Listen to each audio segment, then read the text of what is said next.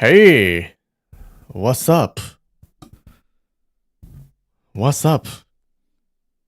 Hey, it hasn't been 15 minutes, okay? So you guys don't get to go. Class is still in session. Remember back in grade school? Uh, and high school, I think. Wait, yeah, middle school and high school. Like whenever the teacher is late and kids are waiting outside, everyone goes, "Oh, if you wait for 15 minutes and teacher isn't here, then we get to go home." That was never a thing, right? Kids kept saying that, but that was never a thing. You don't automatically get to go after 15 minutes. What's up, Wing Chun? You're first. Good job. Hey, Losh, how's it going? What's up, Benjamin? Hey, Sal, how you doing? Oh, a bunch of people here. What's up, Kaibiohime? Yo, you caught up. What's up, Rude Noise? How's it going? Hey, Casey. Possums are assembling their infamy disguise. Uh-huh.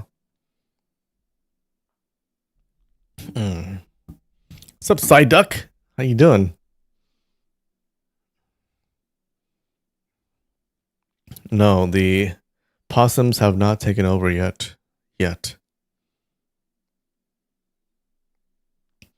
How many more chapters? So this is a 40 chapter book. So we're getting there. We're getting there. We're on chapter 29.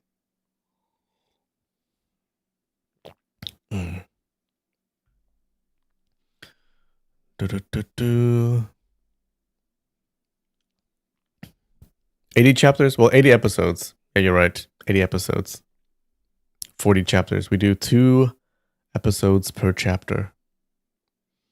It's gonna be like 20 so. What's up, Nikki? How's it going?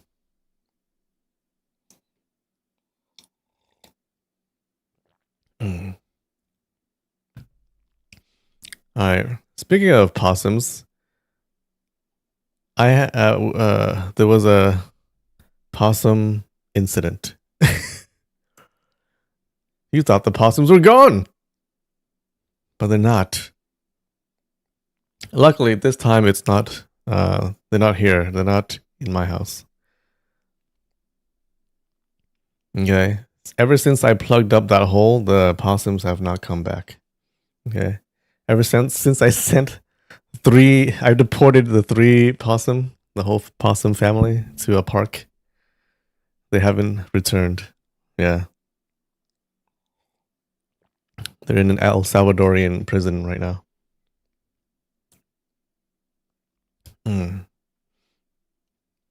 They moved in next door. It's not me, but it's my parents. So there was a possum that was like causing havoc in the backyard.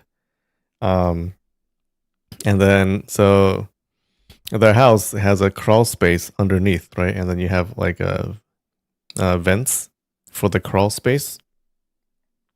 Now these vents, they're not like just open, right?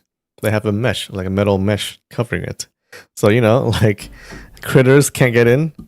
This possum just, it's like a super possum. It doesn't care about the metal mesh. It just rips it right open. It just rips it right open and jumps inside the crawl space. And so it's been using the crawl space as its home. Okay. This thing is strong. My parents have seen it before, so I don't know if you guys remember the size of the possums that I found here in my place, but in their place, this thing is like probably double that size. Okay, so it's huge, gigantic. Does it care about court orders? It ignores court orders.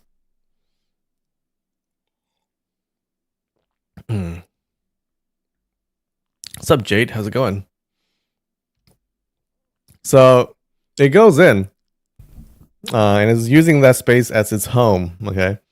So my dad had been reinforcing the metal meshes. Okay. So he's been doubling it up. And even put spikes on it. Okay. Like little, like it's like a piece of plastic thing with a bunch of spikes on it. Okay. Plastic spikes. So it can't like pull the thing. Okay. Yeah, so it can't go through that. Okay, so he's been replacing it, but then the thing is stuck inside. So he left one hole open, and then he put the trap in front of the hole. Right, it's the same trap that I used to trap the 3 possums in my attic some time ago. And you know what happened? So he left it there overnight, and in the morning he came to check on the trap. It's a big trap, okay? It's a big trap. It's a decent sized trap, okay? And it has so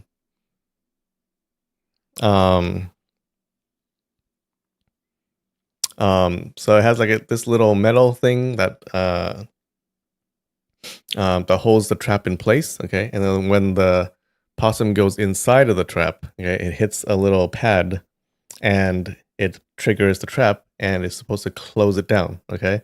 So the door thing closes down and and it traps the animal. That's how it works, right? Not in this case. He came and checked the trap and it had sprung. So it closed. But the possum was not inside. Not only that, the trap was pushed around. It was pushed out of the way. Okay. So I think that means that the possum went inside of the trap, ate the food, and pushed itself outside. So that door that closes is supposed to keep the critter inside. He just pushed it out. I think that's what happened. He just pushed it out. Okay, and he's strong enough to push the freaking trap around too. So my dad did it again. Okay, but this time he had stuff around it so that you cannot push the trap. You can't move the trap, okay? So the trap is right in front of the hole. So, okay, so it can't get out. It has to go into the trap.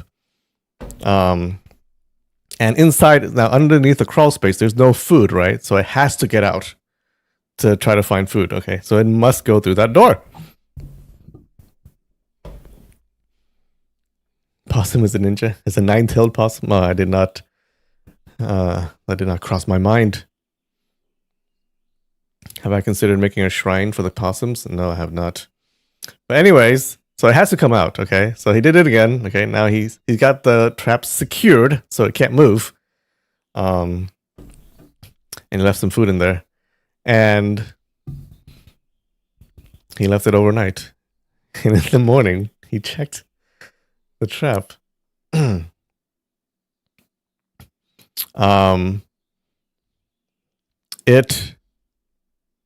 It sprung again.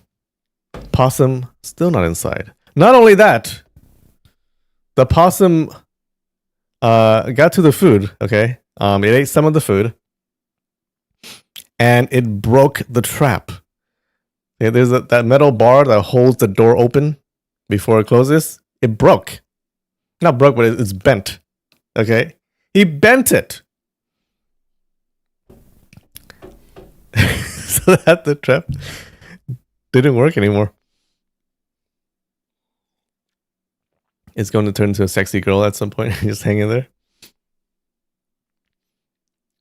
Possum is John Cena. So it went in, it ate the food, it broke the trap. Okay, it was struggling. Okay, so we can see like the damage on the freaking trap. It was struggling, trying to get out, or doing whatever, and it finally pushed the door out and went back inside. Are you sure it's a possum? It's a possum because he's seen it before. He saw it.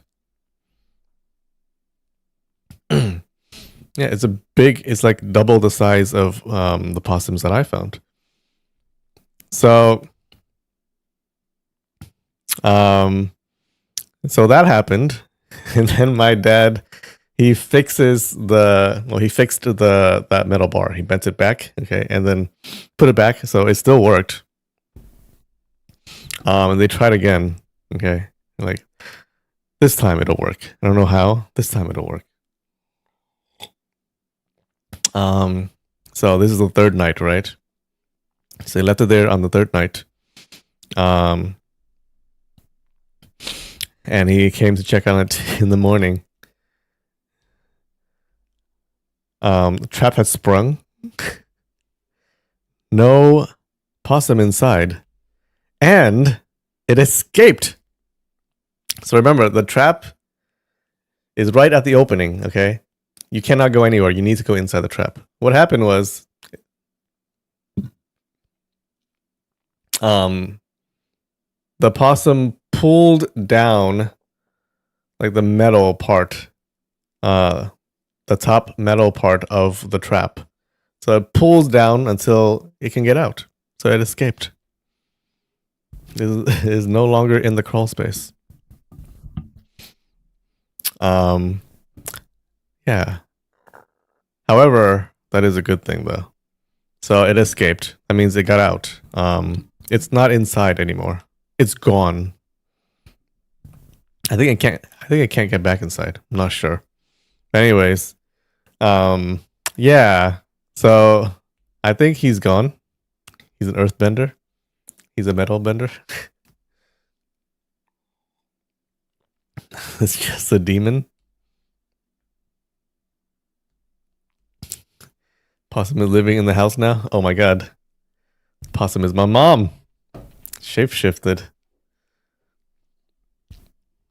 Gonna have to ask her some private questions to make sure that it is actually my mom.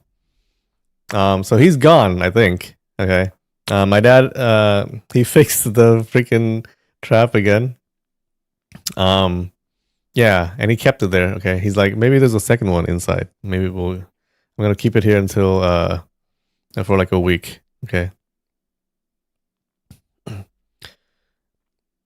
Yeah, and I think if there's no more possums, then he'll plug the hole and the problem is resolved. Yeah. So hopefully.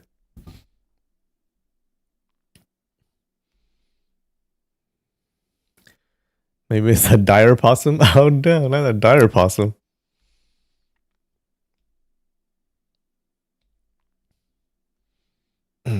Have I tried to bend the trap with my hands? I have. It's hard. You gotta have I think I can do it, but like it's tough. It's not like you just push it. Like you gotta exert some actual effort to bend the metal. Yeah. So it's a strong freaking possum. Anyways, I think the problem is gone. I think it escaped and now it's elsewhere. Okay, hopefully.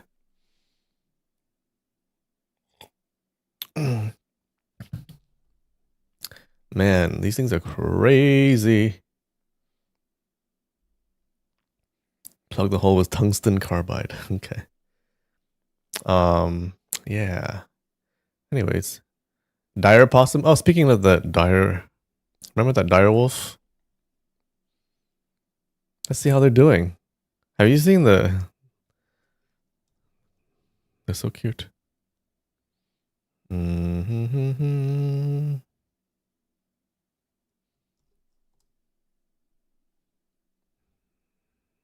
Hold up. Hold up. Hold up. Terrible at this streaming stuff. Okay.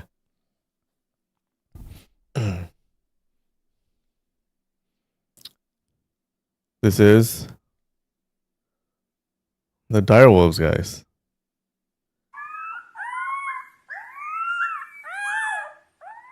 No.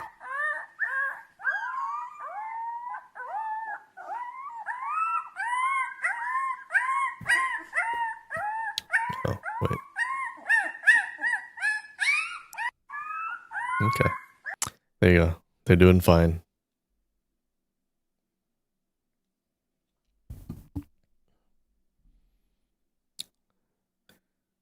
You claim those too? Uh-huh. Yeah, they're yours. Fake direwolves? Are they fake? I've read that you can't not call these direwolves because I think they use gray wolves and then they change the DNA of the gray wolves, right? So are we not allowed to call them direwolves now? They just edited gray wolves. They Jurassic Parked them. They did.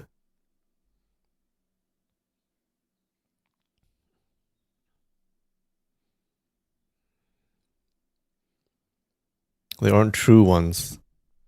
They don't have all the DNA. Do we know how much direwolf DNA is in them? How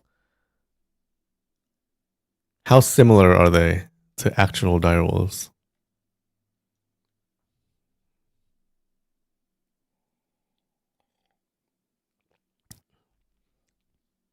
But the whole thing with bringing back like extinct animals, you really can't, right?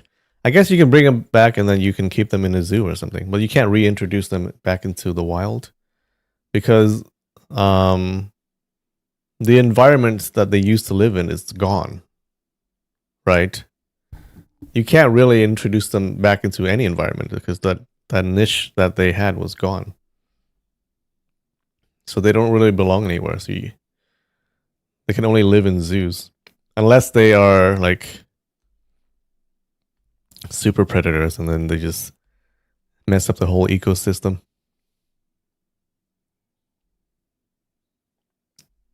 They're GMO gray wolves made to resemble what they know about the direwolf.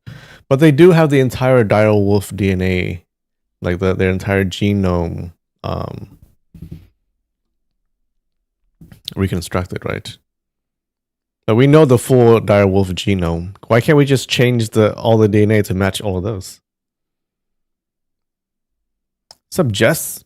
Halfway through the History of Japan playlist? All right. Good luck.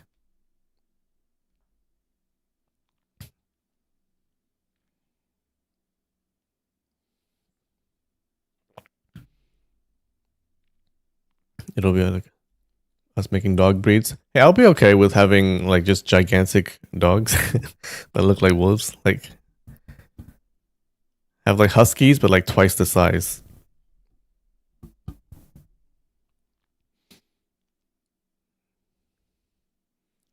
DNA is trillions of little genes. Oh. So you're saying they cannot change all the genes? I thought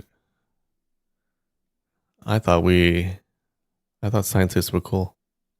I thought they were smart. Why can't we do it? All right, anyways.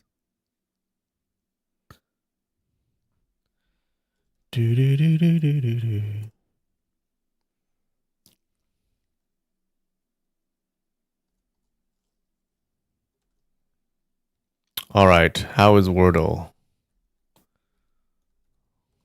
What's up, Wordle?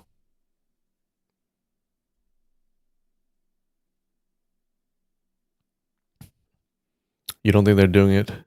Going through it all one by one? No.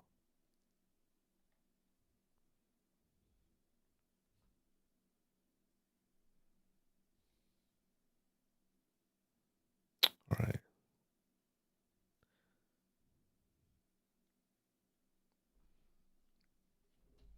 All right. How long is this going to take? 2 minutes? Two. Oh ho ho. All right. Can we get it on the third word? Restoration? No.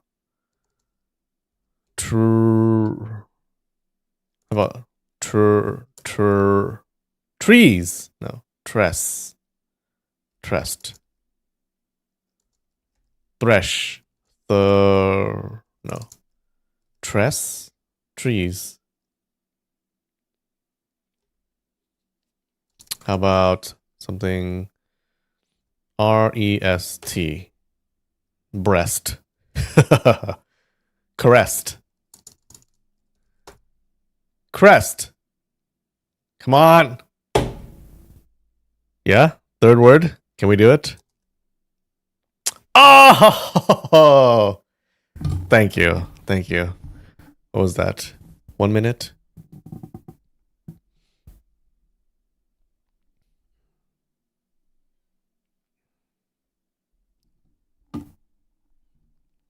All right.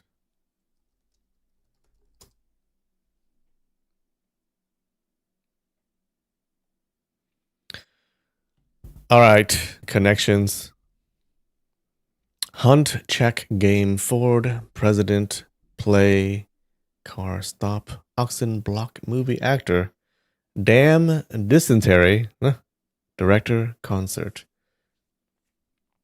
Whenever I see dysentery, I think of Oregon Trail. Is it? Is it? No. Ford? Wait. Dysentery, Ford, oxen? Oh. Maybe. Is it Oregon Trail? Block, play, car, stop, game. Game? It's a game. Dam? Are there dams in Oregon Trail?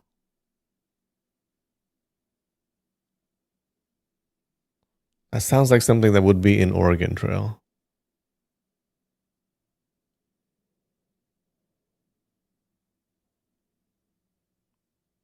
I'm gonna try it. Fuck! Alright. Game. That's weird though. Hunt! Hunt. Ah! Perfect. Man, that was... It's a callback. A long time ago. Alright, we got... President. Movie actor. Well, on a set, there would be a director, an actor. They would be making a movie and then playing. Oh, they'll say no. You can press play on a movie. What? That's kind of weird. All right, we'll just put that aside for now. Check. Block. Check. Block. Stop. Play. Stop. Check.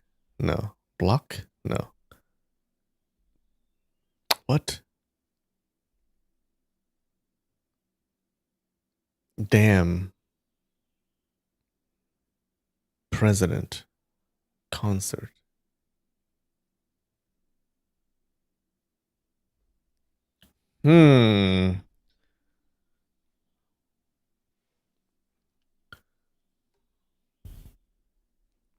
Damn. Play car. Play stop. That's it. You can play a movie. You can check a movie? No. Check a president? There are checks and balances in the government?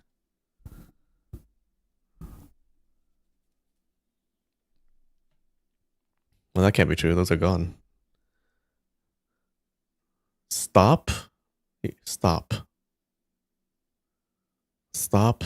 Damn. You can stop something. You can damn something. You can block something. And game something? No.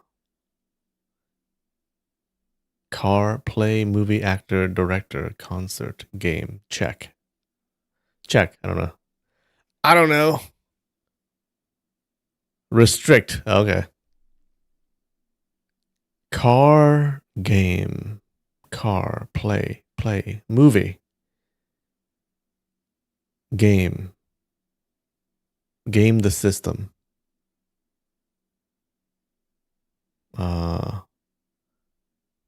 A president has control over the White House. A director has control over a set. An actor has control over the scene. I don't know.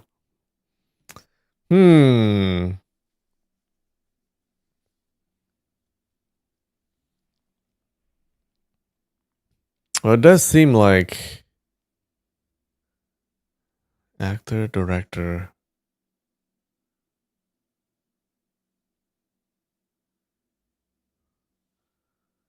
Actor, director, movie,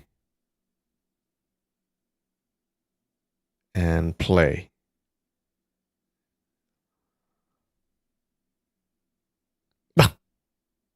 Nothing. Okay. Has nothing to do with that. Director, actor, concert.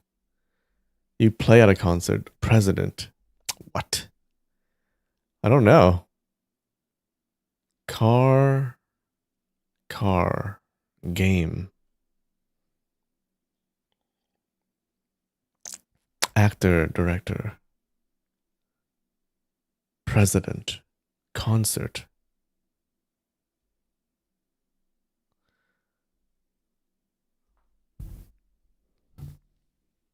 Game, movie, play. What?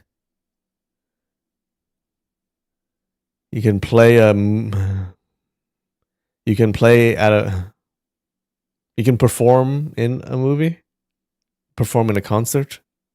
Perform in a game? What? Car? Oh no. Alright, I think we're just gonna guess. Fuck.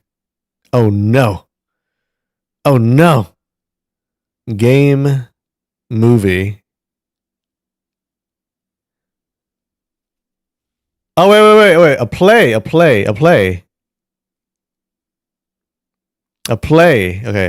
There's a play. You can go to a concert. You can go to a movie. And a game? You can watch a movie. You can perform. I think so. Yeah, interact. No. Participate. Fuck. It's the only one, right? Play game.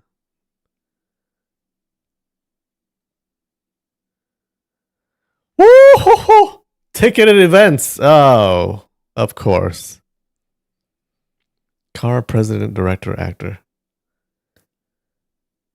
What Ford might refer to. Oh my god. Who would guess this? That's dumb. Okay, well. At least we got it. All right.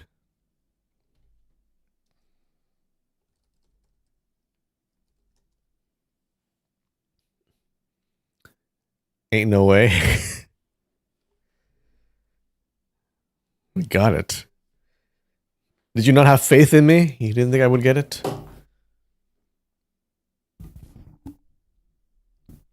All right, let's do this. Time. Play. Set. Match. Sports. Event. How about a movie? Actor. Scene. Time. Clock. Watch. Notify. Time, eh? Space. Final. Frontier. Tennis. Timer. Script. No. Time. Mineral. Light. Shadow. Animal. Hour.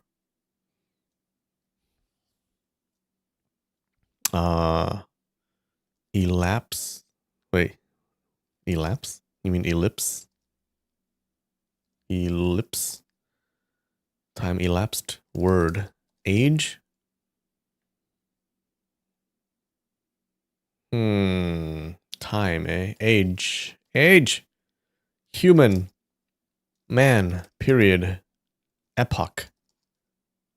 No. Era. What about... How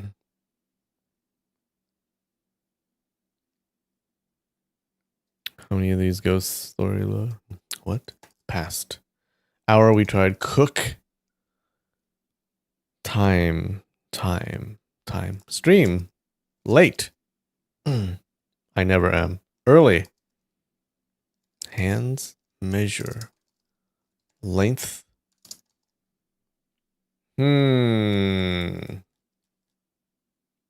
Gear. Oh, I like that. Gear. What?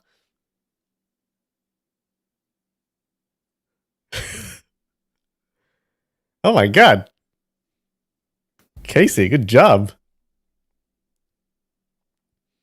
We didn't even get a green one. We just went straight to the word. Hey, what, how many minutes? That was like 2 minutes. Good job. You're horrible at Cemental. Oh, in less than 2 minutes. Less than 2 minutes. That's amazing.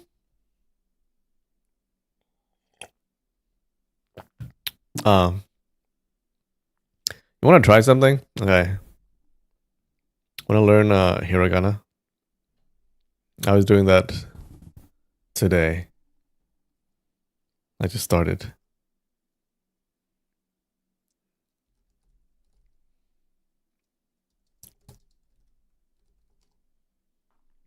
Maybe we should make this a thing. It's your job? Oh, you do watch repair. Gotcha.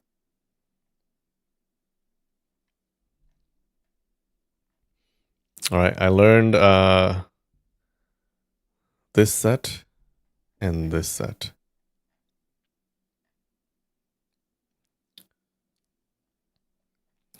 Good night, Sal. I learned a, I, U, E, O and ka, ki, ku, ke, ko. All right. It's actually not as hard as I thought. So a would be this one. And you can see the A. If you see the A here, and this would be the A. E is pronounced like E and eel. You picture some eels. Okay, easy. It's also like straight up and down like an I. So E. This is O. This is U because there's a U here.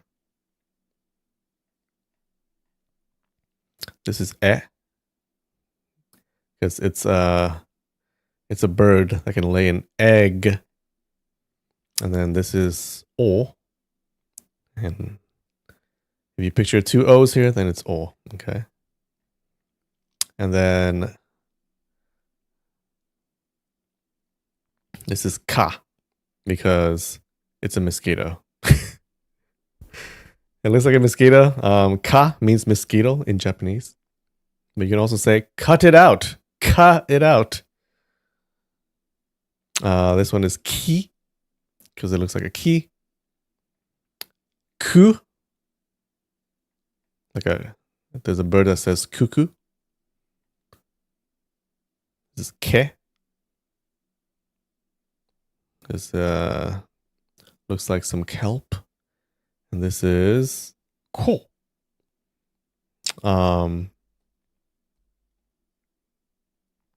They say you can say there's 2 worms cohabitating, but that's kind of hard.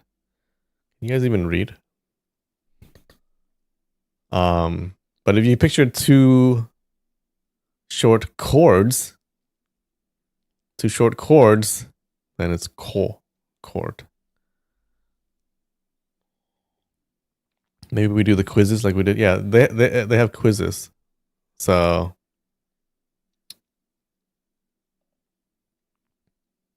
quiz. All right. We can do these 2 sets, a and ka. So let's see. I just looked at these today, so I should be able to get it, right? U, E. It's chord, so it's ko. Kelp, ke. This is o. This is ku. This is e, because it looks like a bird. It lays eggs. This is ki. Looks like a key. This is a. And this is ka. Mosquito. Kablam! Losh, you're so good. All right, one more time. All right. O, ku, ki, ko, a, I, ke, e, ka, and u. Bam. Lynn learns fast? No, I don't. I studied these already today. All right. So let's do the third set. Okay, and then we'll stop. These I have not studied. All right. Sa, shi, su, se, so.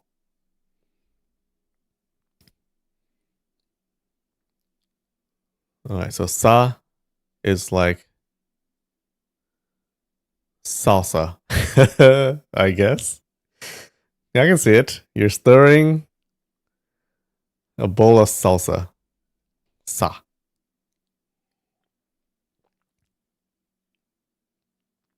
I can spell everything in Hawaii right now. All right. She is like sheep. How is this a sheep? I guess it's a sheep and you're pulling the sheep with an umbrella. The shepherd's crook used to herd sheep. Ah, okay. Ah, sheep.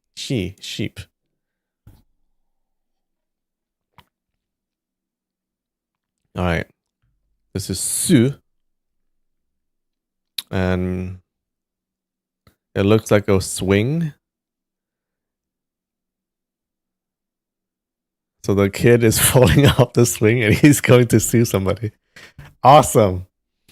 Okay, so the swing, kid is falling off the swing and he's going to sue. Sue. This is se. Looks like a mouth with a big vampire fang on it. Okay, I can see that. So the mouth, fang. And someone's trying to sell you a set of vampire teeth because they're just so sexy. That's kind of weird. Se. Set. Okay. Vampire teeth. Sell. Sexy? No. Sell? You can speak and sell things. How about a set? A set of vampire teeth, I think. Okay, se. And so. As in soda. It's a mouth slurping soda. Oh, Jesus. Is it really? Okay, so.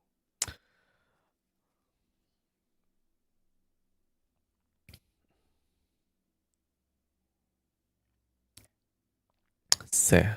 Looks like sekai. Okay. All right. So let's see if we remember this. So let's see. Already forgot. Sa. What is this supposed to be again? Oh yeah, salsa. This salsa. This is the handle. Is she for sheep. This is the kid falling off a swing. So he's going to sue. This is the vampire teeth. It's a set of vampire teeth. And this is soda, drinking soda. All right, let's do it. home. So we'll try this, this, and this. Okay. So o, ku. This is, oh no. Oh no, what is this again?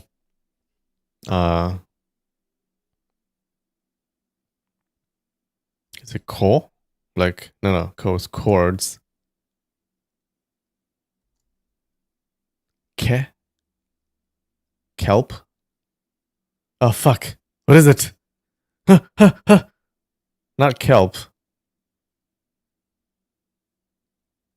Ka, ki, ku. Okay, wait, this is. Oh, sa. We got it. It's the first one. Ki.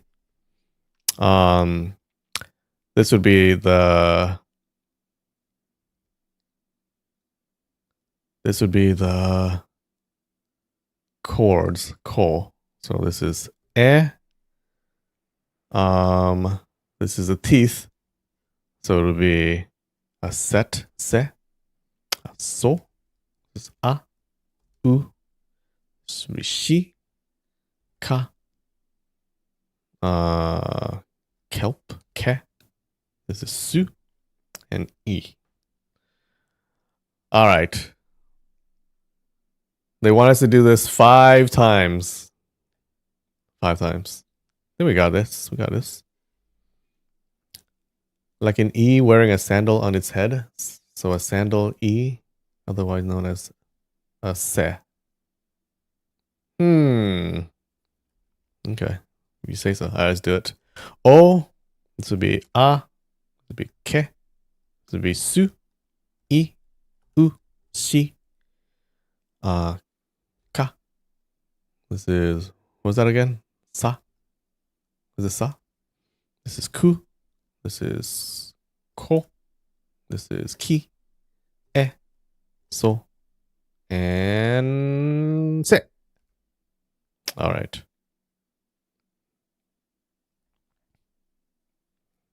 Third time. How fast can we do it? U, shi, se, ku, ki, a, o, e, ko, ke, ka, sa. What is it? What is it? What is it? Ka, I, so, and su. Okay. All right. Number 4. Sa, e, ke, su, ku, se, ki, I, u, shi, ko, a, o, so, and ka. All right.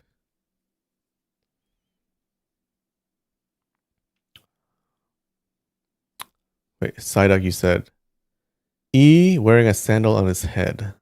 So se. E wearing a sandal on its head. So sandal E.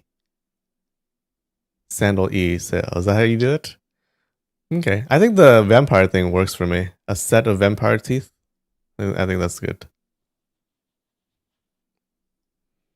All right. 5th quiz. The final one. All right. Can I do it without messing up? Do it quick.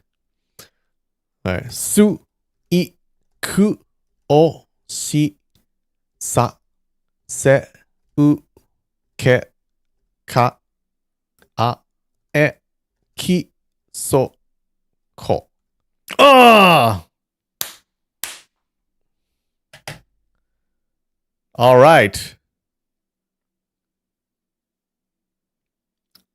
So we're good. We learn 3 sets. A, e, I, o, u, sa, shi, su, se, so, and kakikuke ko. All right. We'll be reading Japanese in no time.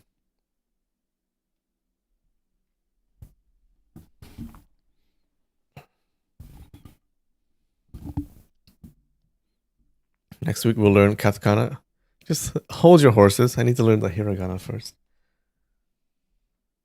All right. We have some, I think, pretty good food today. All right. They're very flowery. A lot of sakura. Actually, they're all sakura. How do you spell sakura? Sakura. We know how to do the saku. Don't know what ra is. All right, we have this today. Ooh, what is it? What is it? Took you a month? All right, cool.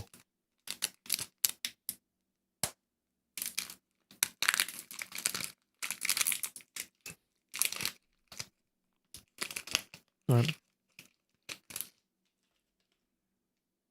Ooh, okay. I mean, it doesn't look bad.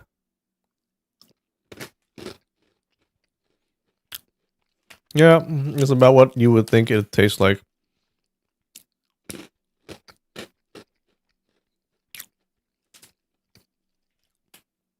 Like a normal sugar cookie thing. It's a solid 6.7. Whoa! Psyduck. You got it exactly.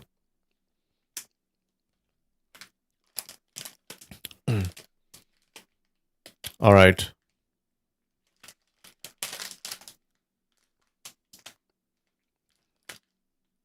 Do you know there's a learning Japanese song? Oh, yeah? I think I do. You want to give us a link? I do believe I know that song. Ooh, more sakura. Sponge cake. This should be good.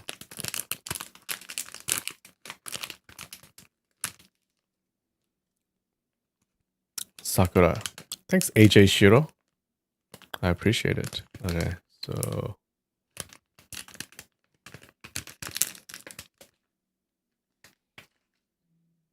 Whoops. Yum. All right. It's kind of pinkish too. Sakura colors. Mmm. Mmm.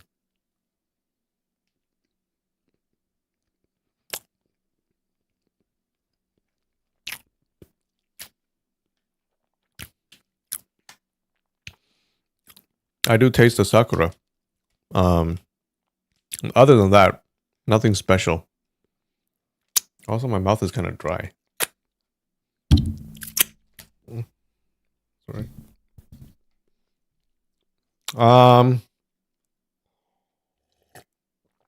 Yeah, it's also a 6.8. 6.8. Sent it?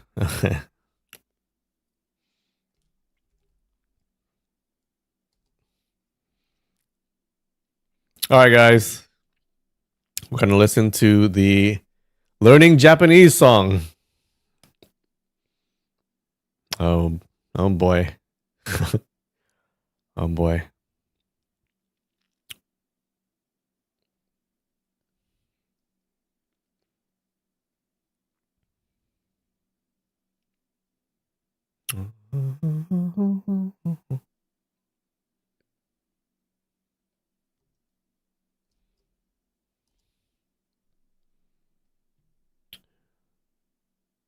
I'm so excited about this. I matched at Advent Health, the emergency medicine program there. Advent Health was my first choice. Oh, yeah?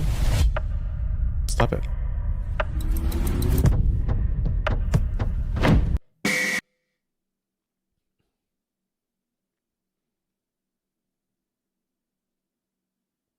All right.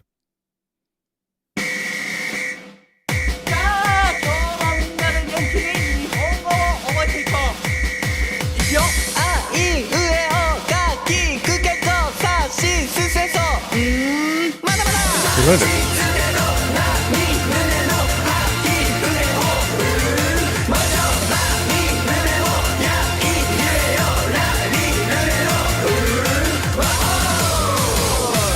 は日本語の挨拶。おはようございます。いただきます。ごちそうさまです。いってらっしゃい。行ってきます。ありがとうございます。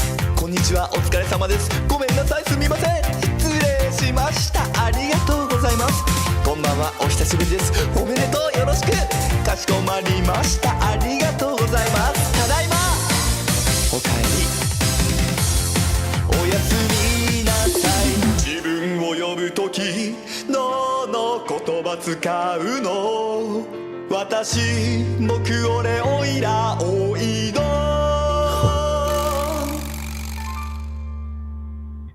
おいどん使ってるやつ聞いたことない。覚えよう日本語、日本語。みんなで覚えよう日本語、日本語。声合わせて50個の塔から溢れ出す想い。さあ口ずさめこのメロディー。さあしすせとわらたちつてとなに胸のはきふれをもう一度まみむめもやいゆえよらりぬれのわお喜怒哀楽擬音ウキウキホクホクルンルンランランクスクスニヤニヤニタニタニコニコイライラプンプンムカムカカンカンカリカリプリプリプルプルガミガミシクシクメソメソウルヌポロポロクスンクスンおいおいヒーヒーワーワーブズブズうずうずドキドキワクワク謝る時さえテンションが難しい。ごめんねすみません I'm sorry。 Oh, I know that. 最後それ英語。覚えよう日本語、日本語。みんなで覚えよう日本語、日本語。声合わせてつまずくこともあるけど気にすることはない。さあ胸張ってあいうえお。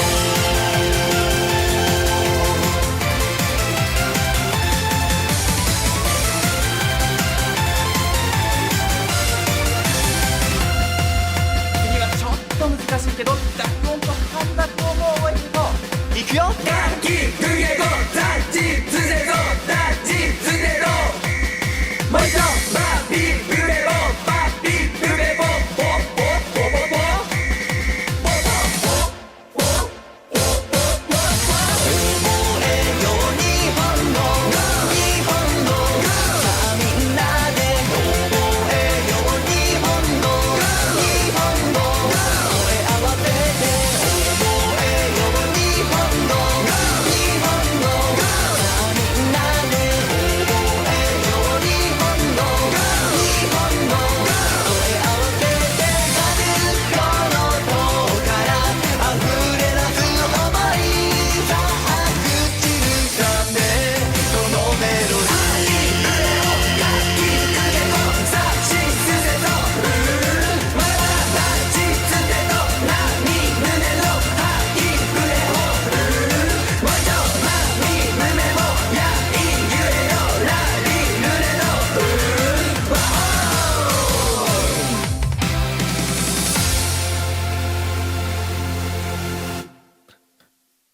お。 All right.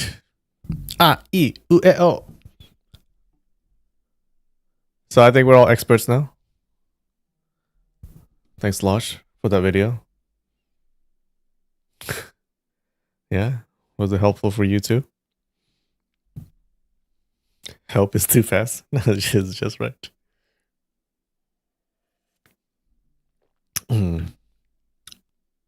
I think all you need to do is just listen to the song on repeat while you're sleeping or something, and then you'll automatically learn hiragana. That's how you learned it? Gotcha. All right. We got this. Ooh.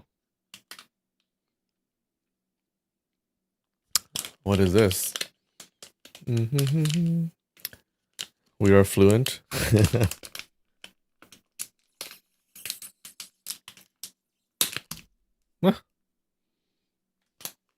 It's a cupcake. Ooh. Omelette du fromage. Haha. Rude noise. You watch the same shows that I did when I was a kid. That's from Dexter's Laboratory. It's a classic episode. Ooh. Sakura cupcake.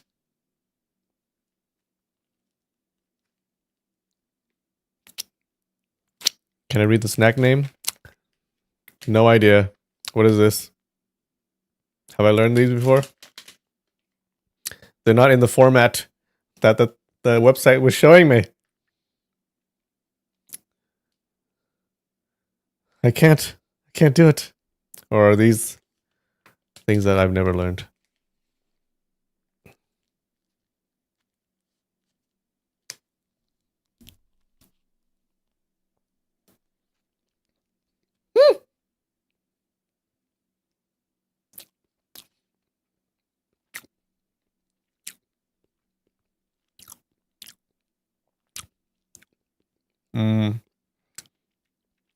It tastes similar to the previous one. I think the Sakura taste is a little stronger. You know what? Not that good. Maybe I'm just not into cakes. This is a 6.7. Sorry. It's Sakura? Okay.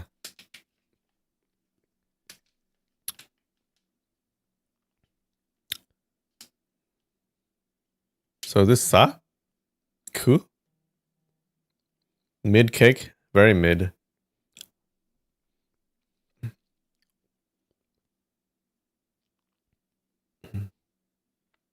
How is this Ku? The font is so different.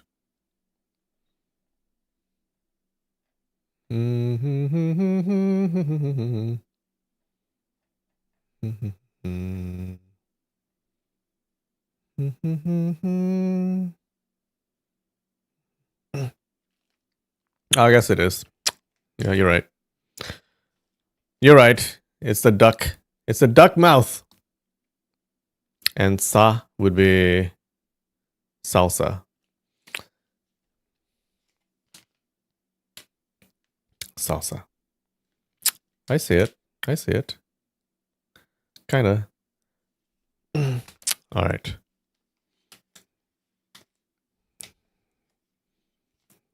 Giving you the finger. Yeah, salsa. Yeah. Yeah, salsa. Sakura. Look. Sakura. Sakura. All right.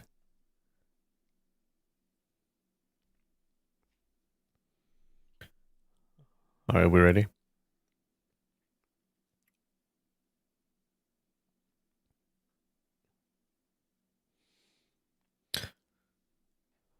Okay. What happened last week?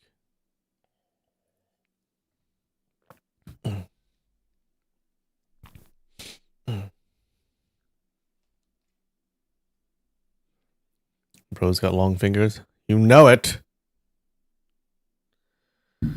So last week, Huang Rong, she catches Chu Qianren, okay, but he escapes. You know how he escapes? He pulls his pants down. And she's like, what? What are you doing? And he runs away. And he tells her to come face him on the Iron Palm Mountain in 7 days. So Hong Rong and Guojing, they decide to go to Iron Palm Mountain because they believe that they could find Yue Fei's military manual there. It's hidden somewhere.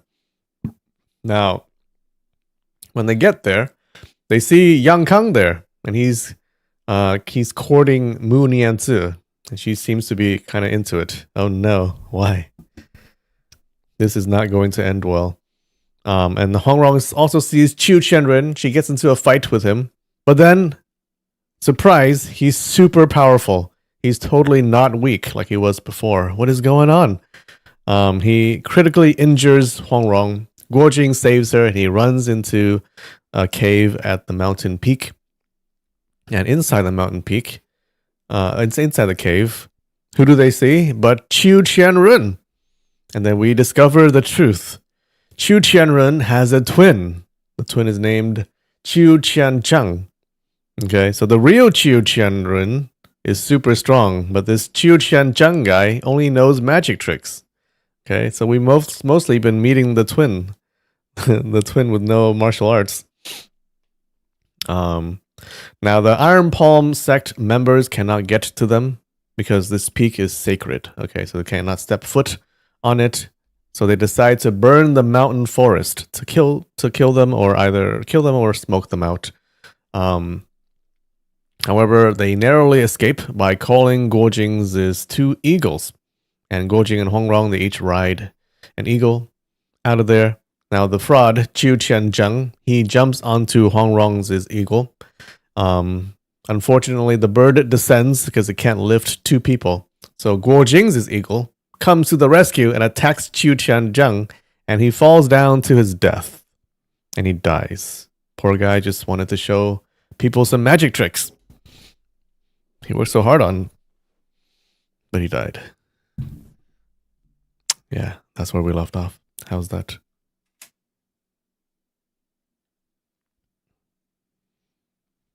What Sakura do you think of? You think of Street Fighter? I just think of Sakura petals. I don't like to think of Sakura in Naruto because I'm not a fan.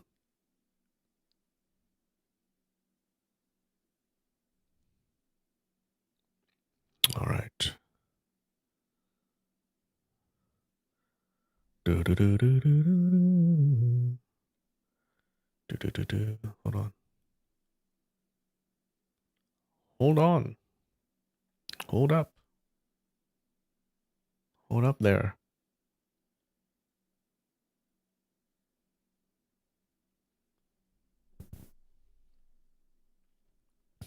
Okay.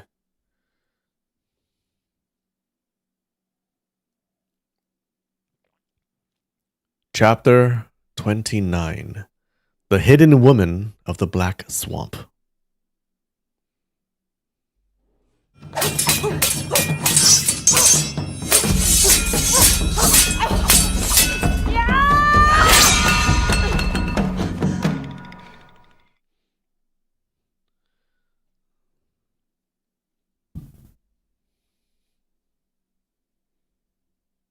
Should be female hermit. Okay. The female hermit of the Black Swamp. I can see where they're going with it.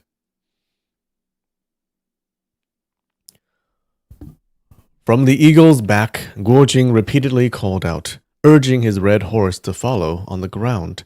In moments, the 2 eagles had already flown far away. Despite their enormous size, bearing riders was exhausting, and soon the eagles could no longer sustain flight. They flew lower and lower until finally landing.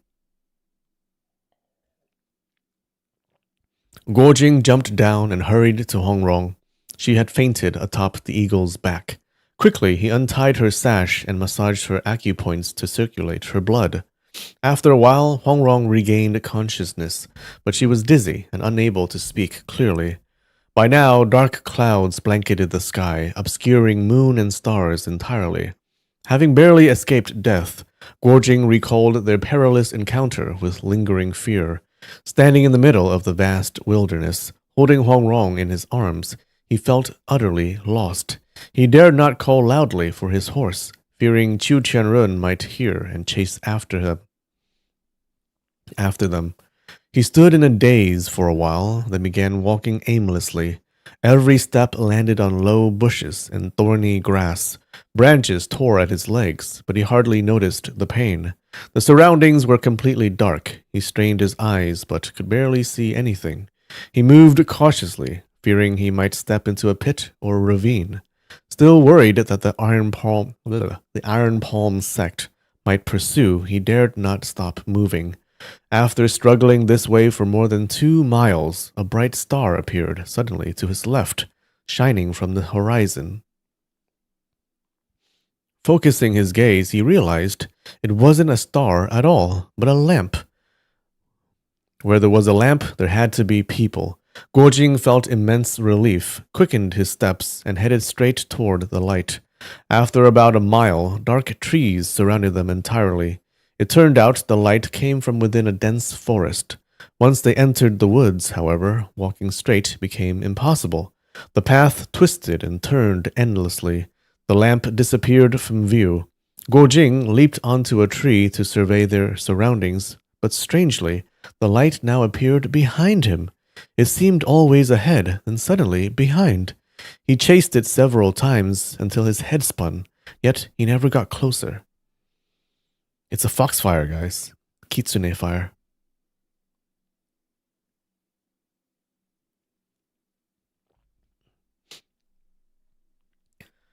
By now he understood that the winding paths were to blame. He considered leaping through the treetops to reach the lamp directly, but the darkness concealed safe footholds, and branches could easily hurt Huang Rong.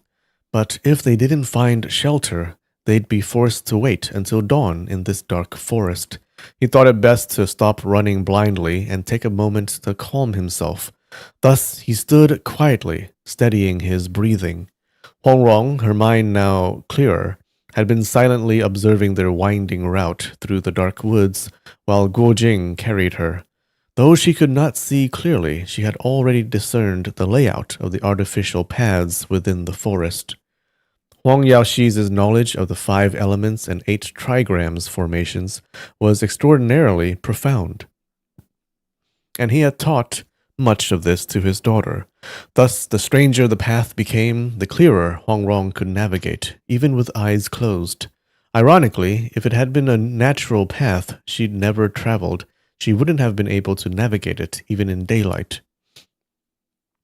She softly whispered, "Brother Qing, go diagonally to the right." Guojing, delighted, asked, "Rong-er, you're awake. Are you all right?" Huang Rong gave a faint, lacking the strength to speak further. Guojing obediently walked diagonally forward into the night. To the right. Silently, counting each of his footsteps, Huang Rong whispered after 17 steps, 8 steps to the left. Guojing obeyed. Then she directed, "Now 13 diagonal steps to the right." One gave instructions, the other followed. Thus they navigated the dark woods, unable to see even their own fingers. Moments ago, as Guojing had run back and forth, Huang Rong grasped the trick of these artificially arranged paths. Although it seemed they were moving in ever more roundabout ways, within the span of just a tea break, the lamplight appeared clearly before their eyes. Guojing rejoiced and rushed forward eagerly. Huang Rong urgently whispered, "Careful!" Guojing cried out, "Ah!" as both his legs suddenly sank into thick mud up to his knees. Quickly he summoned his inner energy and leaped backward, freeing his legs from the sticky mire. A pungent, foul odor rose from the mud. Ahead lay 2 thatched cottages, wrapped in swirling white mist, the lamplight shining from within. Guojing called loudly, "We are travelers passing by, and my companion is severely injured. May we trouble you to lend us a place to rest, and perhaps a bowl of soup?" A long silence ensued. He repeated his request, again to no response. After a third time, a cold woman's voice finally emerged from the cottage. "If you've managed to come all this way, surely you're capable of entering my home yourselves. Why should I come out to greet you?" Her voice was exceedingly cold, clearly displeased at being disturbed. If it had been under normal circumstances, Guojing would rather spend a night sleeping in the open forest than deliberately provoke someone's displeasure. But at the moment, saving Huang Rong was the utmost priority. However, before them lay a large stretch of foul mud, and he didn't know how to get across. He lowered his voice and discussed it with Huang Rong. Hongrong thought for a moment and said, "This house is built in the middle of a muddy swamp. Look closely. Are the two huts one square and one round?" Guojing widened his eyes and stared for a while, then exclaimed joyfully, "Yes, Ronger, you know everything." Hongrong said, "Walk to the back of the round hut. From there, face the light, and walk 3 steps forward, then 4 steps diagonally to the left, then 3 steps forward again, and then 4 steps diagonally to the right. Alternate straight and diagonal steps exactly. Don't get it wrong." Guojing followed her instructions. Sure enough, every spot he stepped on had wooden stakes embedded in the mud, but some were loose and wobbled, tilted and uneven. If not for his excellent lightness skill, he would have fallen into the swamp within a few steps. Foxy woman? Uh-huh. He focused his energy, carefully following the 3 straight, 4 diagonal pattern. After 119 steps, he circled around to the front of the square hut, but it had no door. Hongrong whispered, "Jump in from here. Land on the left side." The woman made sure her house won't get broken into. She's very careful. If I did this, I would just not be able to get into my own home. Carrying Hongrong on his back, Guojing vaulted over the wall and landed on the left. He was surprised, though. Everything is just as Ronger said. Inside the wall was a courtyard divided in 2. The left half was solid ground, the right half a pond. This walkthrough is messy? Yeah.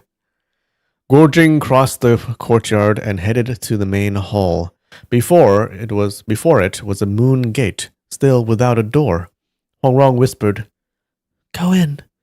There's nothing strange inside anymore." Guojing nodded and called out loudly, "We're passing travelers who intrude only out of necessity. May the kind host forgive us and grant us shelter."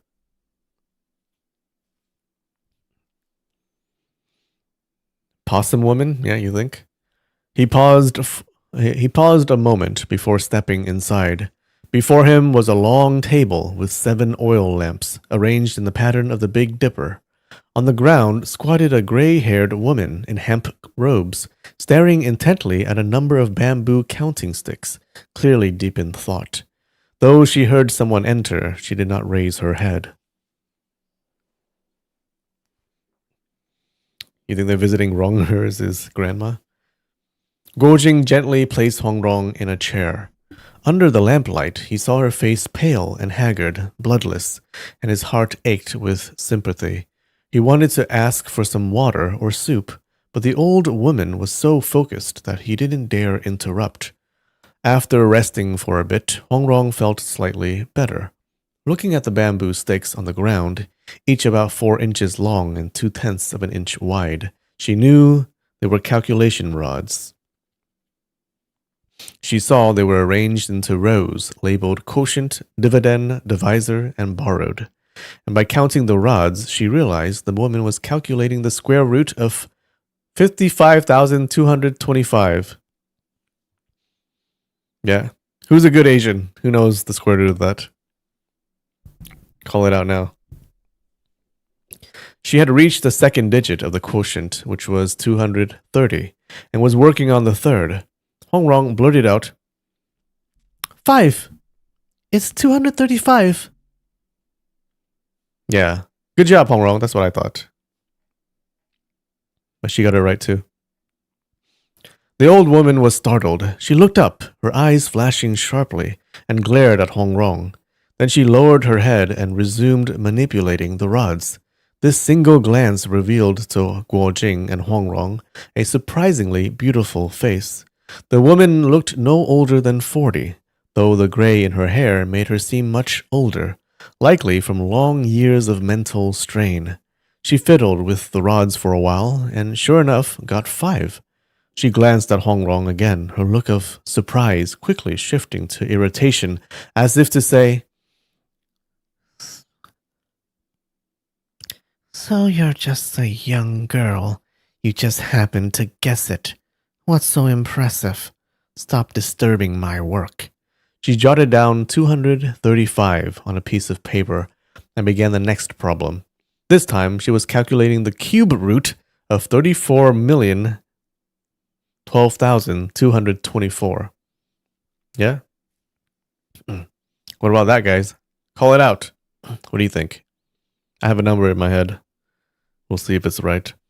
She had just laid out the rods into 6 rows labeled quotient, dividend, divisor method, alternative method, corner, and remainder. She had just found a 3 when Hongrong gently said, 324. Oh, that's what I got too. The woman scoffed and obviously didn't believe her. She worked silently for about the time it takes to drink a cup of tea, and finally got the answer. It was indeed 324. Good job, Psyduck. You got it too? You got some smart chatters in the chat. She stood and stretched. Her forehead was lined with wrinkles, but her cheeks were smooth as jade. Her face, divided at the eyes, seemed to belong to 2 different people. The upper half aged, the lower half youthful, as if 20 years apart. She stared straight at Hongrong, then suddenly pointed toward the inner room and said, "Come with me." Picking up a lamp, she walked inside. Guojing supported Hongrong as they followed.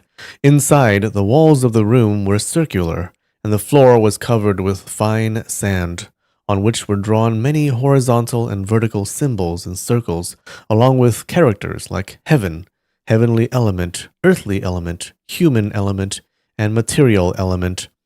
Guojing looked but didn't understand. Afraid to disturb the markings, he stayed by the door and dared not enter. Hongrong, having been taught by her father since childhood and quite proficient in mathematics, saw that these were complex numerical problems using ancient Chinese algebra known as the heavenly element technique. Ooh. Although the method was intricate, once the formula was understood, solving them wasn't difficult.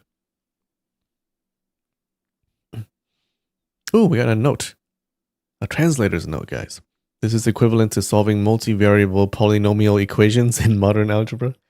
The characters heaven, earth, human, and material correspond to variables like x, y, z, w. Gotcha.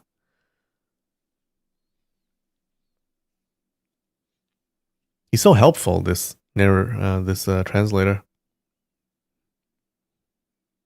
I wish to meet him.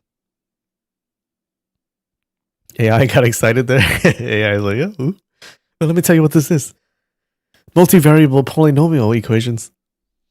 She took the bamboo stick from her waist and, leaning on Guojing, began writing answers in the sand. One by one, she solved the 7 or 8 problems written there. These problems had puzzled the woman for months without solution. Now she was astounded and stared blankly for a long time before suddenly asking, "Are you even human?" Hongrong smiled slightly and said, "Heavenly element, earthly element, human element, material element. What's so special about that? In the ancient book of calculation, there are up to 19 elements. Above human are immortal, light, firmament, barrier, layer, high, upper, and heaven. Below are earth, under, low, reduce, fall, vanish, spring, darkness, and ghost. It only starts getting tricky when you reach the 19th. She's like a math savant. The woman's face darkened with despair. She staggered a few steps, then suddenly collapsed into the sand, holding her head and thinking hard. After a while, she looked up with a glimmer of excitement and said, "Your methods are far more advanced than mine. But let me ask you this. Arrange the numbers 1 through 9 in a square so that every row, column, and diagonal adds up to 15. How would you place them?" Hongrong thought to herself, "My father laid out the formations on Peach Blossom Island based on the intricate interrelations of the 5 elements. How could I not understand something as basic as the 9 palaces? It's the foundation of the Peach Blossom Island formations." She softly recited, "The principle of the 9 palaces follows the divine turtle, 2 and 4 for the shoulders, 6 and 8 for the feet, 3 on the left and 7 on the right, 9 above and 1 below, 5 in the center." As she spoke, she drew a 9 palaces diagram in the sand. The woman's face turned ashen. She sighed. "I thought this was a secret method I'd created myself. Who knew it already had mnemonic rhymes passed down?" Hongrong smiled. "Not just in the 9 palaces, even the 4x4 grid, 5x5 grid, and up to the 100 Suns chart are nothing strange. Take the 4x4 grid, for example. Arrange 16 numbers in 4 rows. First swap the 4 corners, 1 with 16 and 4 with 13, then swap the inner corners, 6 with 11, 7 with 10. This way, all rows, columns, and diagonals add up to 34. She's like injured, hurt, and still doing math. I think her parents would be content. The woman followed her method and found it completely accurate. Hongrong continued, "Each palace in the 9 palaces can be transformed into a trigram's diagram, with numbers 1 to 72 arranged in 8 groups around the 9 palaces. 4 overlapping segments make a total of 13 circles. Each circle sums to 292. The transformations of the Lo Shu diagram are truly marvelous. Clearly, you weren't aware of this."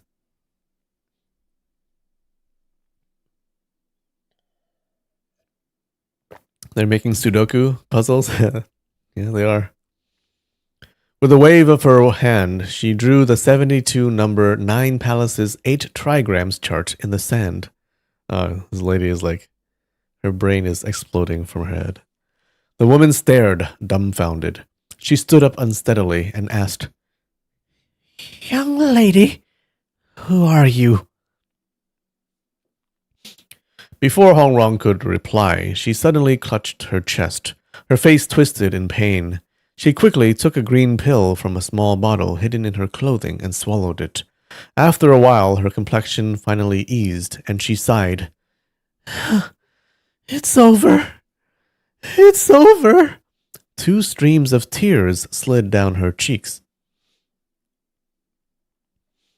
Guo Jing and Hongrong looked at each other, unsure of what to make of her strange behavior.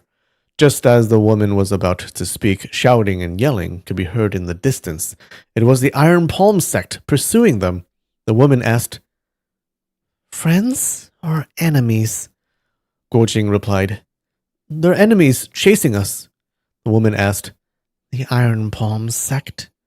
"Yes," said Guo Jing. She listened carefully and said,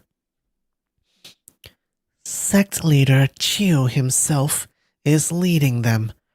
Who are you two?" Her voice became sharp. Guo Jing stepped forward, shielding Hongrong, and said clearly, "We are the disciples of Chief Hong, the 9-fingered divine beggar.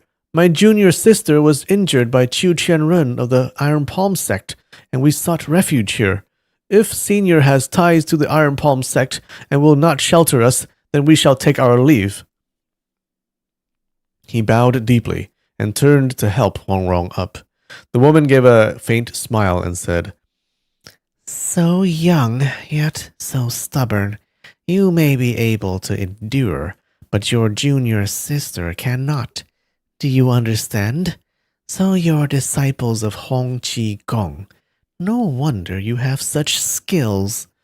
She listened to the shouting that drifted nearer and farther, louder and softer, then said, They can't find the path. They won't get in, don't worry. Even if they make it here, you are my guests. Shun, Yinggu will not allow anyone to trespass and bully my guests. She thought, I used to call myself Shun Xuanzi, divine calculator, Yinggu, but this little girl's skills far surpass mine. How can I shamelessly keep calling myself divine? Wow. She's a divine calculator. Imagine having that name. My parents would be so proud. Let me tell you. How is Hong Rong so good? So after saying Shun, she didn't continue. Guojing thanked her with a bow. Yinggu opened Hong Rong's shoulder garment and examined her wounds. She frowned silently, then took another green pill from her bottle, dissolved it in water, and handed it to Hong Rong. Hong Rong hesitated, unsure whether this woman was a friend or foe. Yinggu sneered. You were injured by Qiu Qianrun's iron palm. Do you think he'll recover just like that? If I wanted to harm you, I wouldn't need to bother with this. It's only to ease your pain. Don't want it? Fine. She snatched the bowl and poured it onto the ground. Hong Rong is only 15. But you can probably do that when you were in middle school too, no? Linfamy? Of course, I could do that. Yeah, I was always able to do that. I came out of my mom's womb calculating cube roots.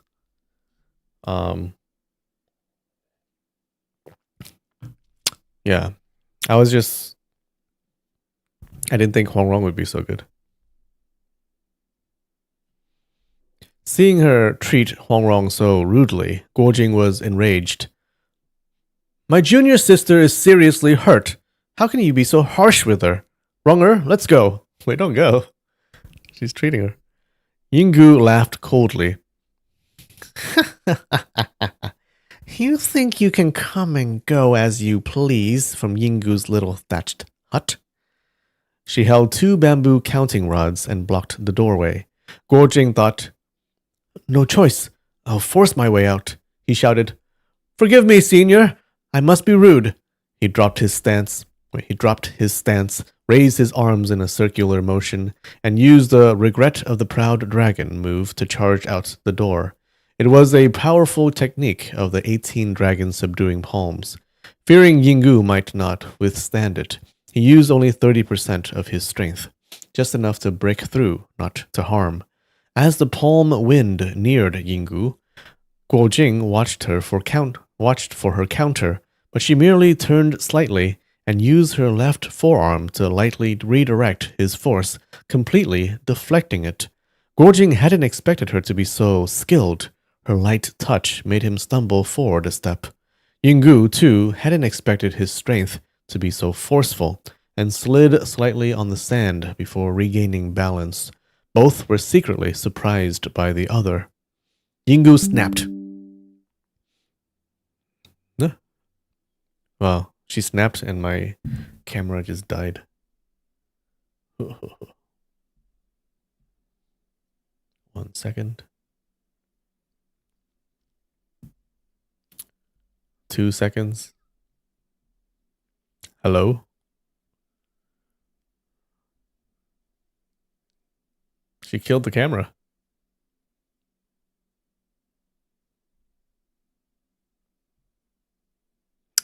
Boop, boop, boop, boop, boop, boop, boop, boop.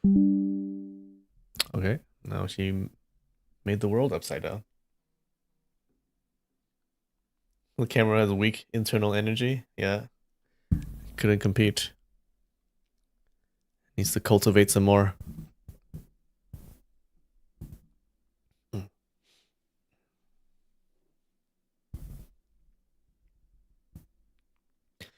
Yinggu snapped. Boy, have you mastered all your master's techniques? As she spoke, she pointed her bamboo rod at Guojing's Chu-zi acupoint on his right arm. This move was a disguised pressure point strike with a hidden killing intent. Guo Jing dared not be careless and quickly countered, using one dragon-subduing palm move after another. Within a few exchanges, he realized Yinggu's techniques were entirely from the soft yin school. None of her moves were direct attacks, but each one concealed venomous traps. If not for Guo Jing's ability to fight with both hands independently, he would have been injured by now. He grew more cautious, increasing his force gradually. But Yinggu's skills were uniquely her own. Her techniques seemed weak, but flowed like mercury, infiltrating every gap and impossible to guard against. After a few more exchanges, Guo Jing was forced back 2 steps. Suddenly, he recalled the method Hong Qigong taught him to counter Hong Rong's Falling Blossom Divine Sword Palm. No matter how varied the opponent's techniques, ignore them and strike with the 18 dragon-subduing palms. That way, one can remain undefeated. Oh yeah? Just power through? Though he had no enmity with this strange woman, and had no desire to hurt her, they were trapped here, and her skill was formidable. If he held back much longer, their lives might be in danger. Taking a deep breath, he raised his elbows, one fist and one palm striking out, one fast, one slow. It was the 16th move of the 18 palms. Treading on foot comes the ice. Hong Qigong had taught him this in the ancestral hall of the Liu family in Baoying. The move fused hardness and softness, offense and defense. A technique of boundless versatility. Hong Qigong's martial arts were founded on pure yang strength, but when pushed to the extreme, that strength naturally held traces of softness. It followed the logic in the I Ching that from great yang comes lesser yin. Moves like Regret of the Proud Dragon and Treading on Frost Comes the Ice blended hard and soft energies seamlessly, becoming indistinguishable. Yinggu gave a low exclamation, "Ah!" and quickly dodged. Though she evaded Guo Jing's right punch and a sweep from his left foot, she could not avoid his left palm, which struck squarely on her right shoulder. Guo Jing had released his strength with that palm, and it seemed she would be thrown hard against the wall.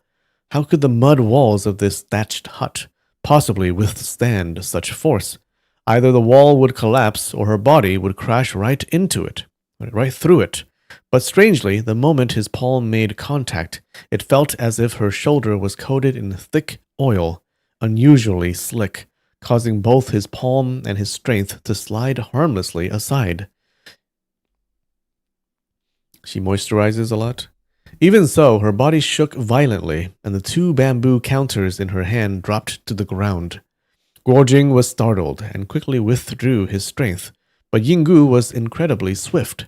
She instantly advanced, her 10 fingers forming pointed cones, aiming at the Shen Feng and Yushu pressure points on his chest.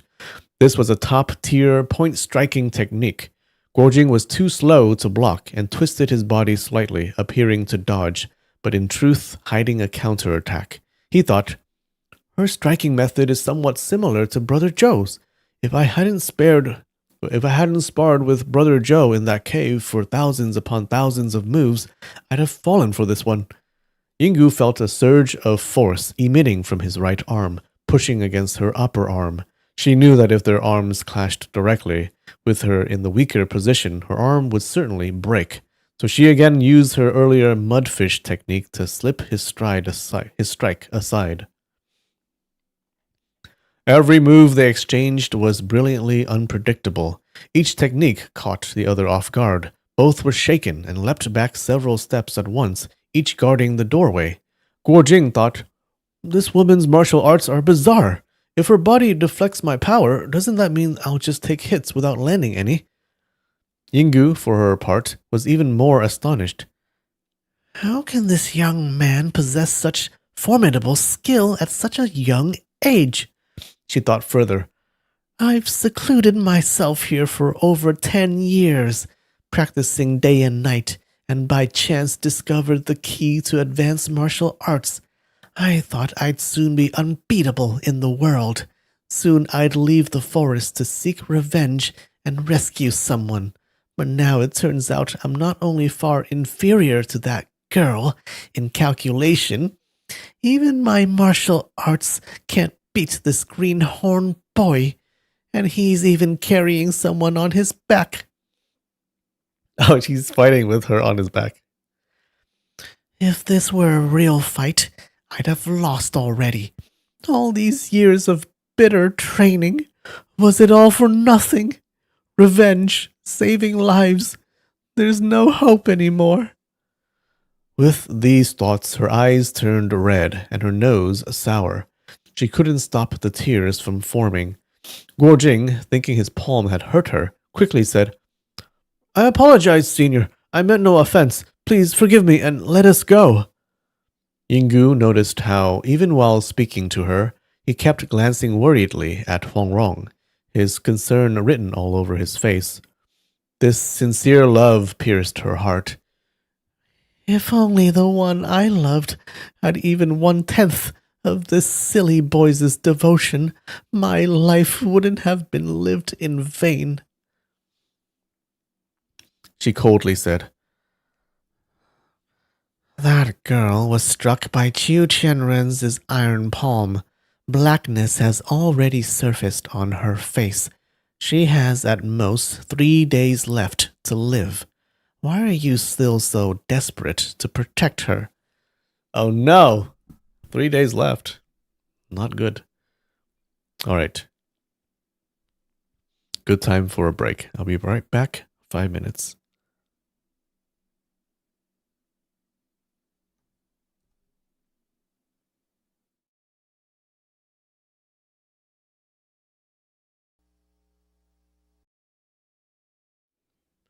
A-E-U-E-O.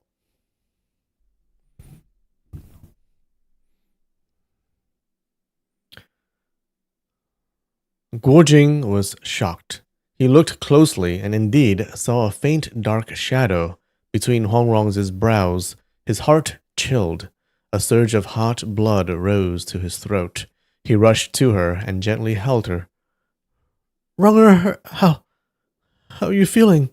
He asked, his voice trembling. Huang Rong felt a blazing pain in her chest and abdomen, while her limbs were ice cold.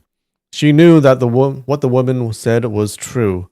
She sighed and said, Brother Jing, during these 3 days, don't leave my side. Not even for a step, all right? Guo Jing replied, I won't leave you for even half a step. Yinggu sneered. Even if you stay by her side the whole time, you can only guard her for 36 hours. Guo Jing looked up at her, his eyes full of tears, his face pleading, as if begging her to stop saying such cruel things and to spare Hong Rong's feelings. Yinggu, bitter from her own misfortune, had grown extremely temperamental over the years. Yeah, and she's also probably kind of crazy. She's been alone for 10 years. Seeing this couple in pain oddly made her feel satisfied. She was about to hurl more cruel words at them when she saw the sorrowful look on Guo Jing's face and was suddenly struck by a flash of inspiration, like lightning in her mind. Ah! Heaven brought these two to me, so that I may finally take revenge and fulfill my wish. She lifted her head and murmured, Heaven, oh heaven.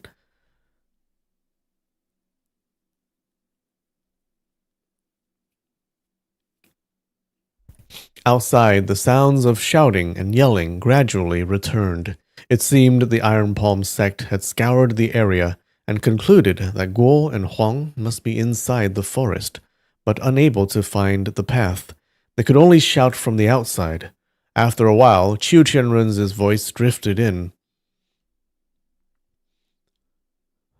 Divine Calculator Yinggu, Qiu Tiechang begs an audience. Even though these words were shouted against the wind, they carried clearly proof of his immense internal energy. Does he know that his twin brother died? Yinggu walked to the window and gathered her qi in her dantian, then shouted, I don't receive outsiders. Anyone who enters my black marsh leaves only in death. Didn't you didn't know that? Chu Qianrun shouted back.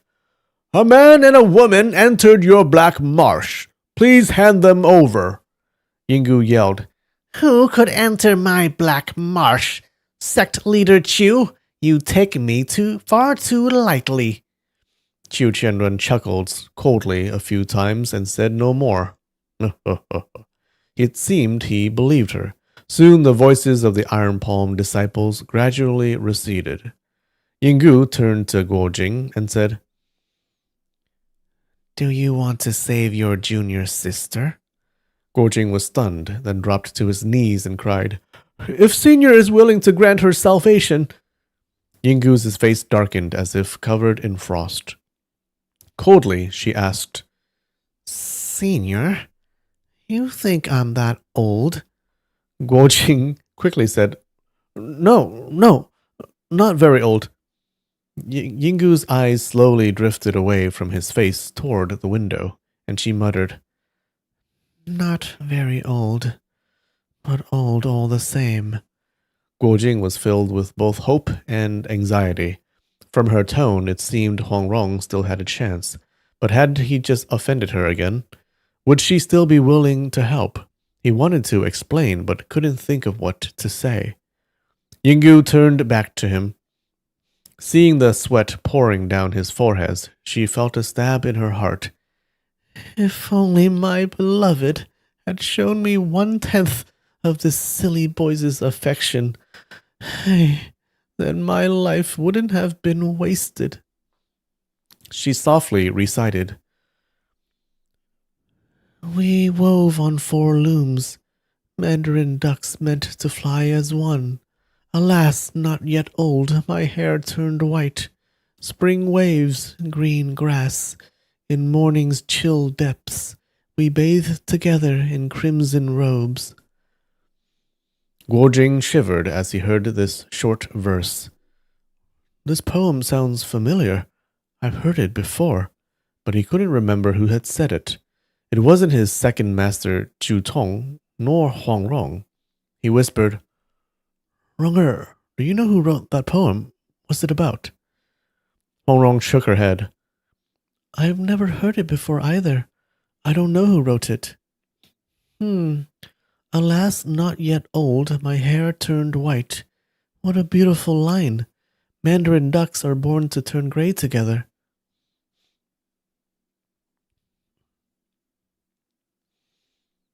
As she said this, her eyes couldn't help but drift to Yinggu's white hair. It's true. Alas, not yet old, my hair turned white. Guojing thought. Rong-er was taught by her father. There's nothing she doesn't know. If this were a famous poem, she'd certainly recognize it. So who recited it before? It couldn't be her, or her father, or Master Lu from Cloud Manor, but I really have heard it before. It doesn't matter who said it. This senior must have a way to save Rong-er. She wouldn't have asked that question for nothing. Whatever she wants me to do. At this moment, Yinggu was also lost in her memories. Her face shifted between joy and sorrow, and in the span of a moment, she seemed to relive decades of past grievances and love. Suddenly, she lifted her head and said, Your little junior sister was struck by Chiu Tia Cheng. Whether he held back or whether you blocked some of the force, she didn't die on the spot. But regardless, she won't survive past 3 days. There's only one person in the world who can save her. Guojing listened dumbfounded. When he heard this last sentence, his heart gave a thump. It was like heaven had suddenly bestowed a gift. He dropped to his knees and knocked his head on the floor 3 times with loud bangs, crying, Please, not Senior, please, I beg you to save her. I will be forever grateful. Yinggu said coldly, What ability do I have to save anyone? If I had such divine powers, why would I still be suffering in this damp, bitter place. We have heard those lines. I don't remember. Guojing didn't dare reply. I remember the poem about Mandarin ducks.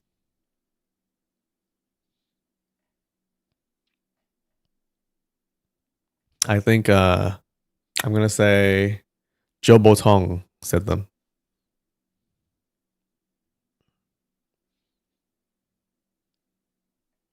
Oh my god! This woman is his... Oh! Zhou Botong's woman. He had like romance issues before that he didn't want to talk about. This is her. This is her. I know it.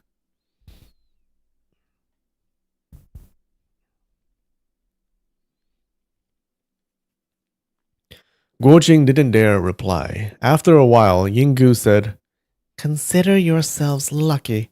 I happen to know where this person is, and luckily the journey isn't too far. You can reach it in 3 days, but whether he'll be willing to help is another story."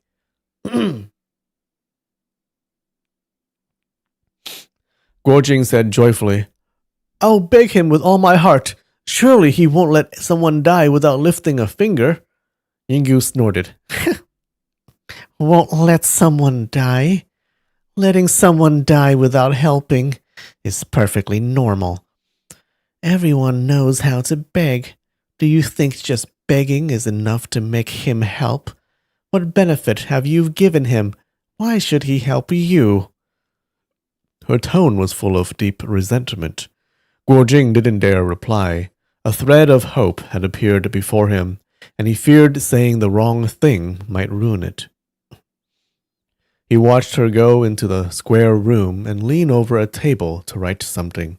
She wrote for a long time, then wrapped the paper in a piece of cloth, stitched the seam shut with needle and thread, and repeated this 3 times to make 3 cloth packets. Only then did she return to the round room and say, "Once you leave the forest and evade the Iron Palm sex's pursuers, go northeast until you reach the Taoyuan County area. Then open the white cloth pouch. The next step is written clearly inside. Don't open it before the right time and place." Guojing was overjoyed and promised repeatedly, reaching out to receive the packets. Yinggu pulled her hand back. "Wait! If that man refuses to help, then that's that. But if he does save her, I have one condition." Guojing said, "To repay a life-saving grace is only right. Please, speak your request." Yinggu said coldly, "If your junior sister survives, she must return here within 1 month and stay with me for 1 full year." So that she can learn from Hongrong? Huh? Guojing was puzzled. Why would she do that? Yinggu snapped. "What it's for is none of your concern. I only ask whether she's willing or not." Hongrong answered.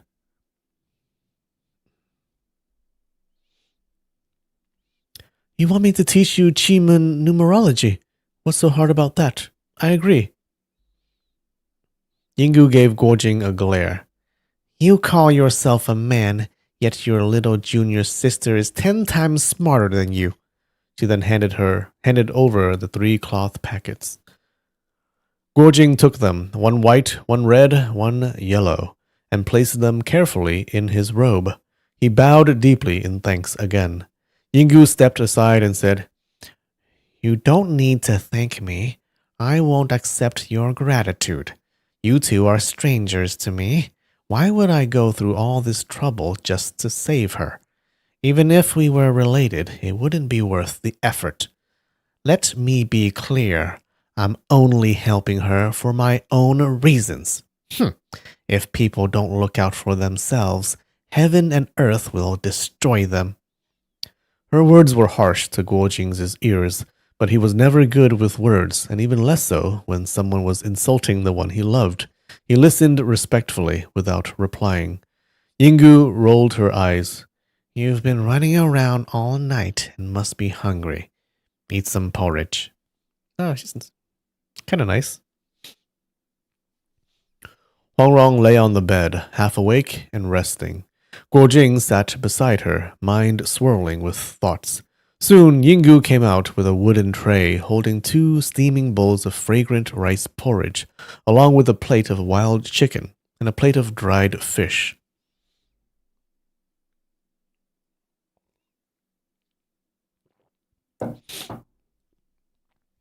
Guo Jing was already hungry, though he hadn't noticed earlier due to worry. Now that things were a little calmer, he couldn't help swallowing a mouthful of saliva. He gently patted Huang Rong's hand. Runger, wake up. We have some porridge. Huang Rong opened her eyes a sliver and shook her head slightly. My chest hurts too much. I don't want to eat. Yinggu sneered.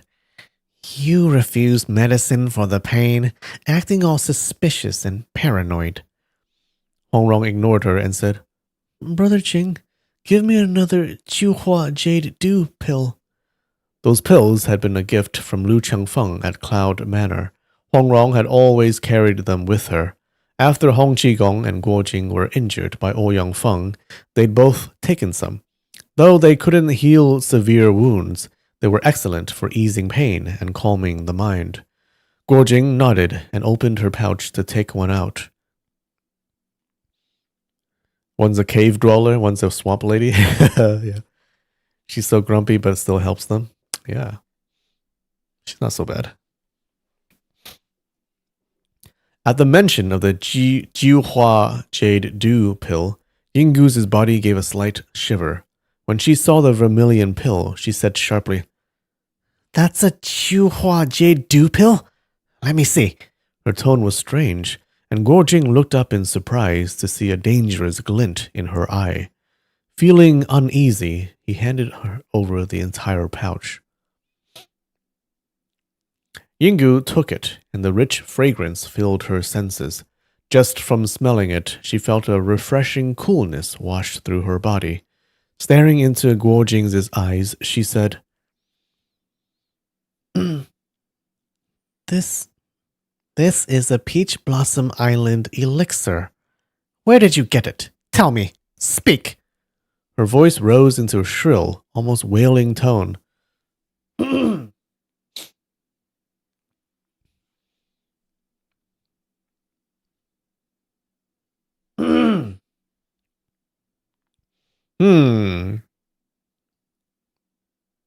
Or maybe she liked Huang Yaoshi in the past.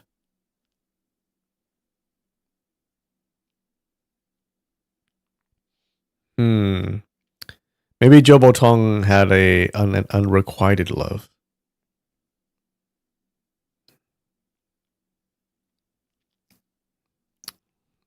Don't know. Could be either one.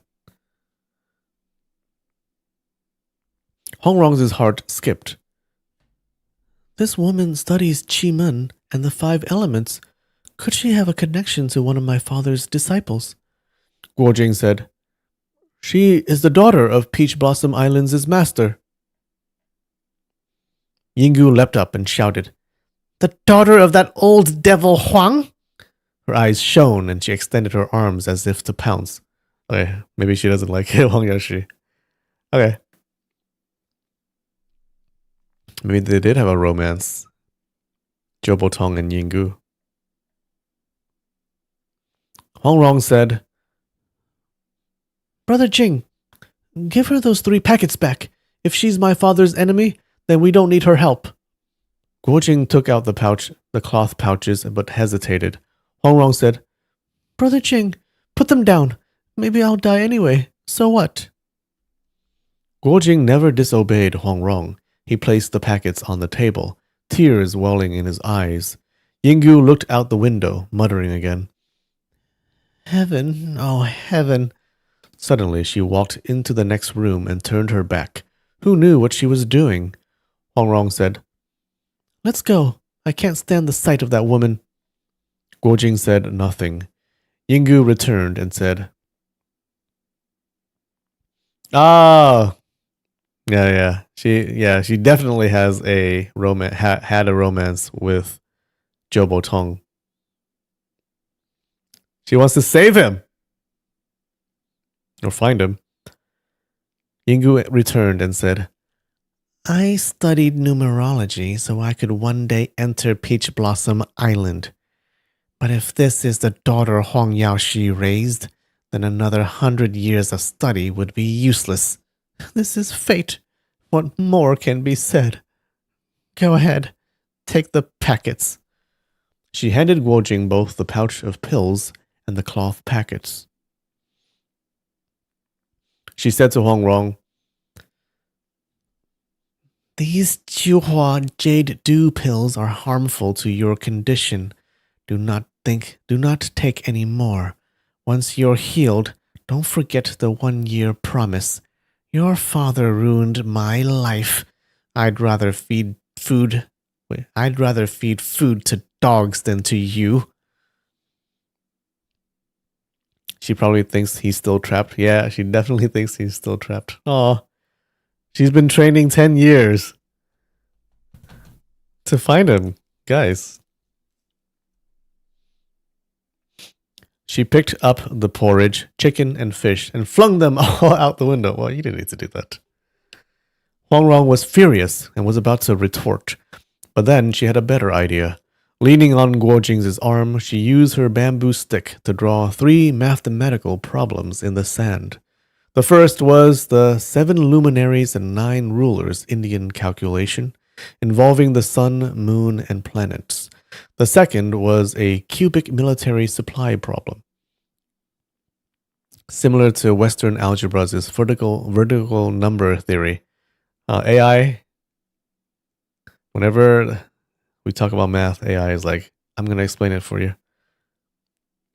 What is Western algebra's vertical number theory?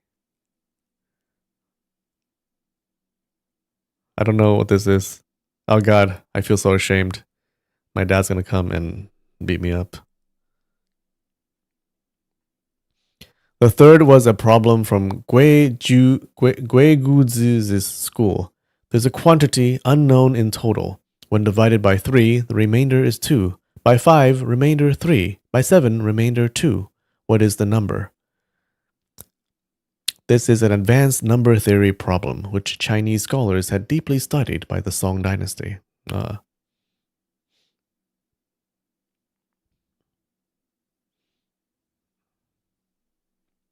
After writing the 3 problems, she leaned on Guojing's arm, and they walked out slowly. As Guojing stepped out of the doorway and turned his head, he saw Yinggu still standing there, bamboo counters in hand, staring blankly at the ground. Wait, hold on one sec.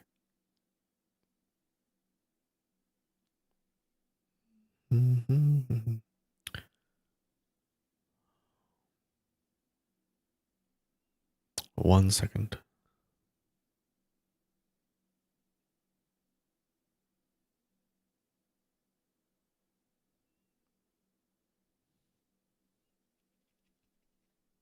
One second.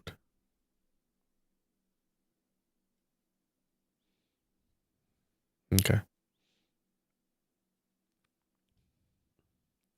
After writing the 3 problems, she leaned on Guojing's arm, and they walked out slowly. As Guojing stepped out of the doorway and turned his head, he saw Yinggu still standing there, bamboo counters in hand, staring blankly at the ground. They entered the forest. Guojing carried Hongrong on his back, and she guided him step by step until they found the way out. Guojing was afraid to misstep and didn't dare speak until they were safely out. Then he asked, "Runger, what did you write in the sand?" Hongrong smiled. "I gave her 3 problems to solve. She won't be able to crack them in half a year. Let's see her hair turn fully white with frustration. That's what she gets for being so rude." Guojing asked, "What kind of grudge does she have with your father?" Hongrong said, "I've never heard father mention her." After a while, she added, She must have been a beauty in her youth.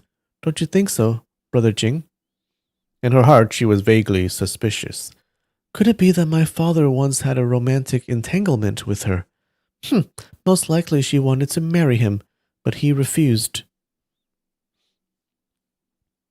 She's got to be his lady? Yeah, she's definitely Zhou Botong's lady. Guo Jing said, What does it matter whether she's beautiful or not? Now that she's busy thinking over your math problems, even if she suddenly regrets it, she won't chase after us to take back the cloth pouches. Huang Rong said, I wonder what she wrote inside those pouches. I doubt she has good intentions. Why don't we open them and take a look? Guo Jing quickly said, No, let's follow her instructions and only open them once we reach Taoyuan. Huang Rong was incredibly curious and couldn't help wanting to peek, but since Guo Jing was firm in his refusal, she had to let it go. I thought he always does what she wants. After all the chaos through the night, dawn had already broken. Guo Jing climbed to the treetop and looked around in all directions. Seeing no trace of the Iron Palm sect members, he relaxed considerably. A few sharp whistles later, the little red horse came galloping toward them. Before long, the pair of giant eagles also soared into view overhead. They're such good pets. Just as the two mounted the horse, a loud cry arose from the edge of the forest. Dozens of Iron Palm sect disciples were rushing toward them in a swarm. They had surrounded the forest through the night, and now, hearing Guo Jing's whistle, had rushed over. Qiu Qianrun, however, was not among them. Guo Jing called out, Pardon us! But he lightly squeezed with his legs, and the little red horse leapt as if taking flight. A gust of wind whooshed past their ears, and within moments they had left the pursuers far behind. By noon, the little red horse had already carried them over 100 li. The two stopped at a roadside inn for a quick meal. Huang Rong, her chest still in pain, could only sip half a bowl of rice soup. When Guo Jing asked around, he learned they were already within the jurisdiction of Taoyuan County. Delighted, he quickly took out the white cloth pouch and tore open the stitching. Ooh. What does it say? What does it say? Inside was a map with 2 lines written beside it. Follow the route shown on the map. At the end of the path lies a great waterfall with a thatched cottage nearby. Upon arrival, open the red cloth pouch. Without delay, Guo Jing mounted up and followed the map, traveling another 70 or 80 li. The road grew narrower. After 8 or 9 more li, steep cliffs rose on both sides, with only a winding path in between, just wide enough for one person to pass at a time. The little red horse could go no farther. Guo Jing had to carry Huang Rong on his back and left the horse to graze by the mountain slope. He strode ahead into the mountains. Climbing along the steep path for about an hour, the road grew even tighter. In some places, Guo Jing had to hold Huang Rong sideways in his arms so the two could squeeze through. It was high summer, the blazing July sun shining overhead like molten fire, but the towering peaks on either side blocked the scorching rays, leaving the trail surprisingly cool. After another while, Guo Jing's stomach began to growl. He took some dry rations from his pouch and tore off a few pieces of flatbread to feed Huang Rong. Then he ate as they walked, finishing off 3 big cakes. Just as his mouth began to feel dry and parched, a distant sound of rushing water reached his ears. He quickened his pace. In the stillness of the mountains, the water's roar echoed violently through the valleys. The sound grew louder as he approached. When he finally crested a ridge, he saw a thundering white waterfall plunging like a silver dragon between 2 peaks. It was a breathtaking sight. From atop the ridge, he could see a thatched cottage by the waterfall. Guo Jing sat on a large rock and opened the red cloth pouch. Inside a white paper read, This This woman's injuries can be cured only by the Imperial Lord Duan. Guojing was startled. Imperial Lord Duan? Isn't that the Southern Emperor? Your father's equal in fame. Ooh, we get to meet Duan, Lord Duan. It's not Duan Yu, is it?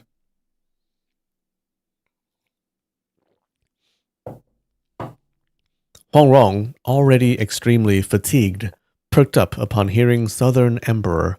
A chill crept through her chest. Imperial Lord Duan? Master said this, his only injury, could only be healed by him. I've heard father say that Imperial Lord Duan became the Emperor of Dali in Yunnan, but... She trailed off, thinking of how far away Yunnan was. Across countless rivers and mountains, how could they possibly reach it in 3 days? Her heart sank. She struggled to sit up and leaned against Guojing's shoulder. Together they read the words on the paper. This woman's injury can be cured only by Imperial Lord Duan. He has committed many unjust deeds and now hides in Taoyuan. Outsiders can hardly meet him. To request medical treatment is even more taboo.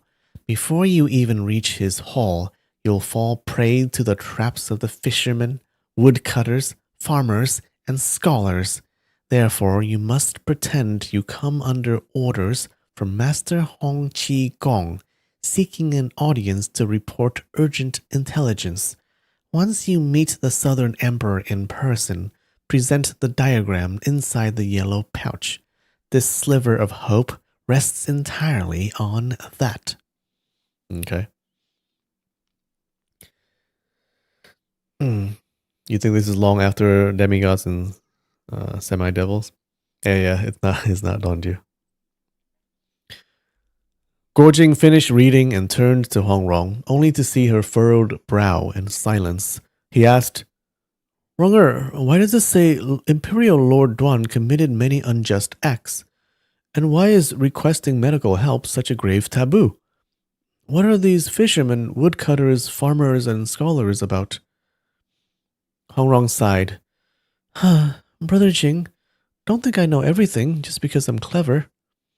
Guojing was stunned. He scooped her up and said, All right, let's go down. He peered into the distance and saw, beneath the waterfall, a man sitting beneath a willow tree, wearing a wide-brimmed hat. It was too far to tell what he was doing. Feeling anxious and seeing that the path downward was easier, Guojing descended quickly with Huang Rong on his back. Soon they neared the waterfall. Under the willow tree sat a man in a straw rain cape on a rock, fishing. Okay, so this is the fisherman. The waterfall was extremely fierce, pouring down like a river from heaven. How could there possibly be fish in such water? Even if there were, what fish would have time to bite? The man looked about 40, with a face black as a cooking pot, a full beard like steel bristles, and piercing eyes fixed motionlessly on the water. Guojing, seeing how focused he was, didn't dare disturb him. He helped Huang Rong rest against the willow tree and walked over to see what the man might be fishing for. After a while, the water flashed with streaks of gold. The fisherman's face lit up. Suddenly, his rod bent sharply. A strange golden creature about a foot long had bitten the hook. It wasn't quite fish or snake, glittering all over with a bizarre appearance. So Pascal, how's it going? You are behind, way behind. Well, we're about to finish, so... Guojing was startled and blurted, Whoa, what is that? At that moment, a second golden creature surfaced and also bit the line. The fisherman was delighted, gripping the rod tightly. The rod bent more and more until, snap, it broke in two. The two golden creatures spit out the line and swam a few circles in the torrent, seemingly gloating, then dove beneath the rocks and disappeared.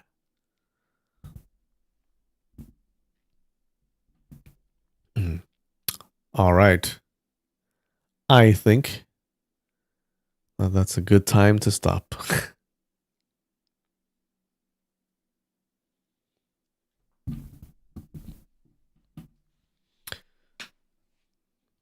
How did you guys like that chapter? That's pretty cool. We found the lady, okay? The female hermit. I'm pretty convinced that she was Joe Botong's lover back in the day. Yeah. He kept mentioning some romance in the past. He didn't want to go any further. Didn't want to tell us anything. That's what happened. We shall see, okay? And then she is trying to learn how to get into Peach Blossom Island to rescue him, or at least to find out where he is. Yeah, I think it makes sense. And then she had been doing it for 10 years.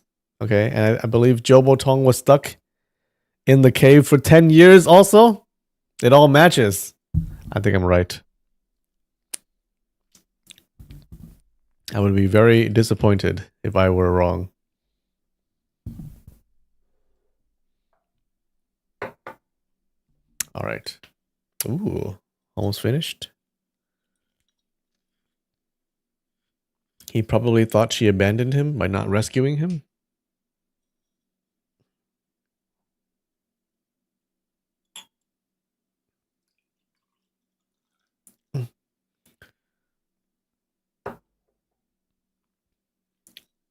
Pascal. Oh, you used to be Streety McMeaty. Hey, how's it going?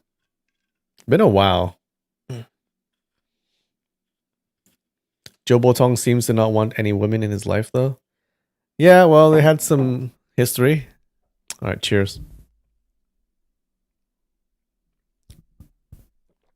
Sup, Tsubaki? How's it going? Good morning to you. Oh, good evening, in my case. Maybe they argued about whether he should go or not, and he did. Maybe he wasn't as excited about the relationship as she was. Yeah. Because he escaped, right? So Joe Botong escaped. Is he even looking for her? If he's not looking for her, then he definitely doesn't want to be in this relationship. Life's been wild. Okay. Yeah, I am still doing this. You should catch up. It's a good story. Oh, did you finish the previous stories, Pascal?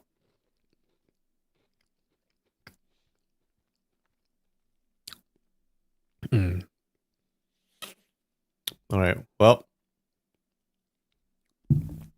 thank you so much. You're welcome. It's fun. All right. Well, we're gonna. I can't wait for the next chapter, but I'm not sure that we're gonna find the answer in the next chapter. Maybe we'll need a few more chapters. All right, Pascal.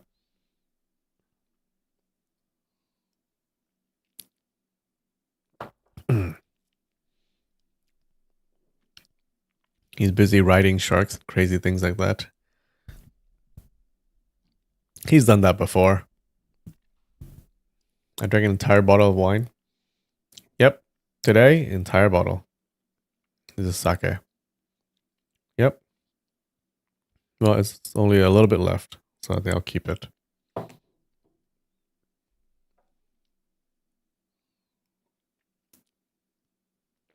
Gonna meet the Emperor too? Hell yeah. What is this Emperor like? They talk so much about him. So yeah. All right, guys.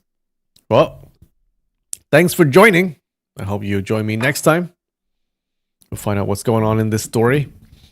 All right. I love you. I'll see you next time. All right. Bye.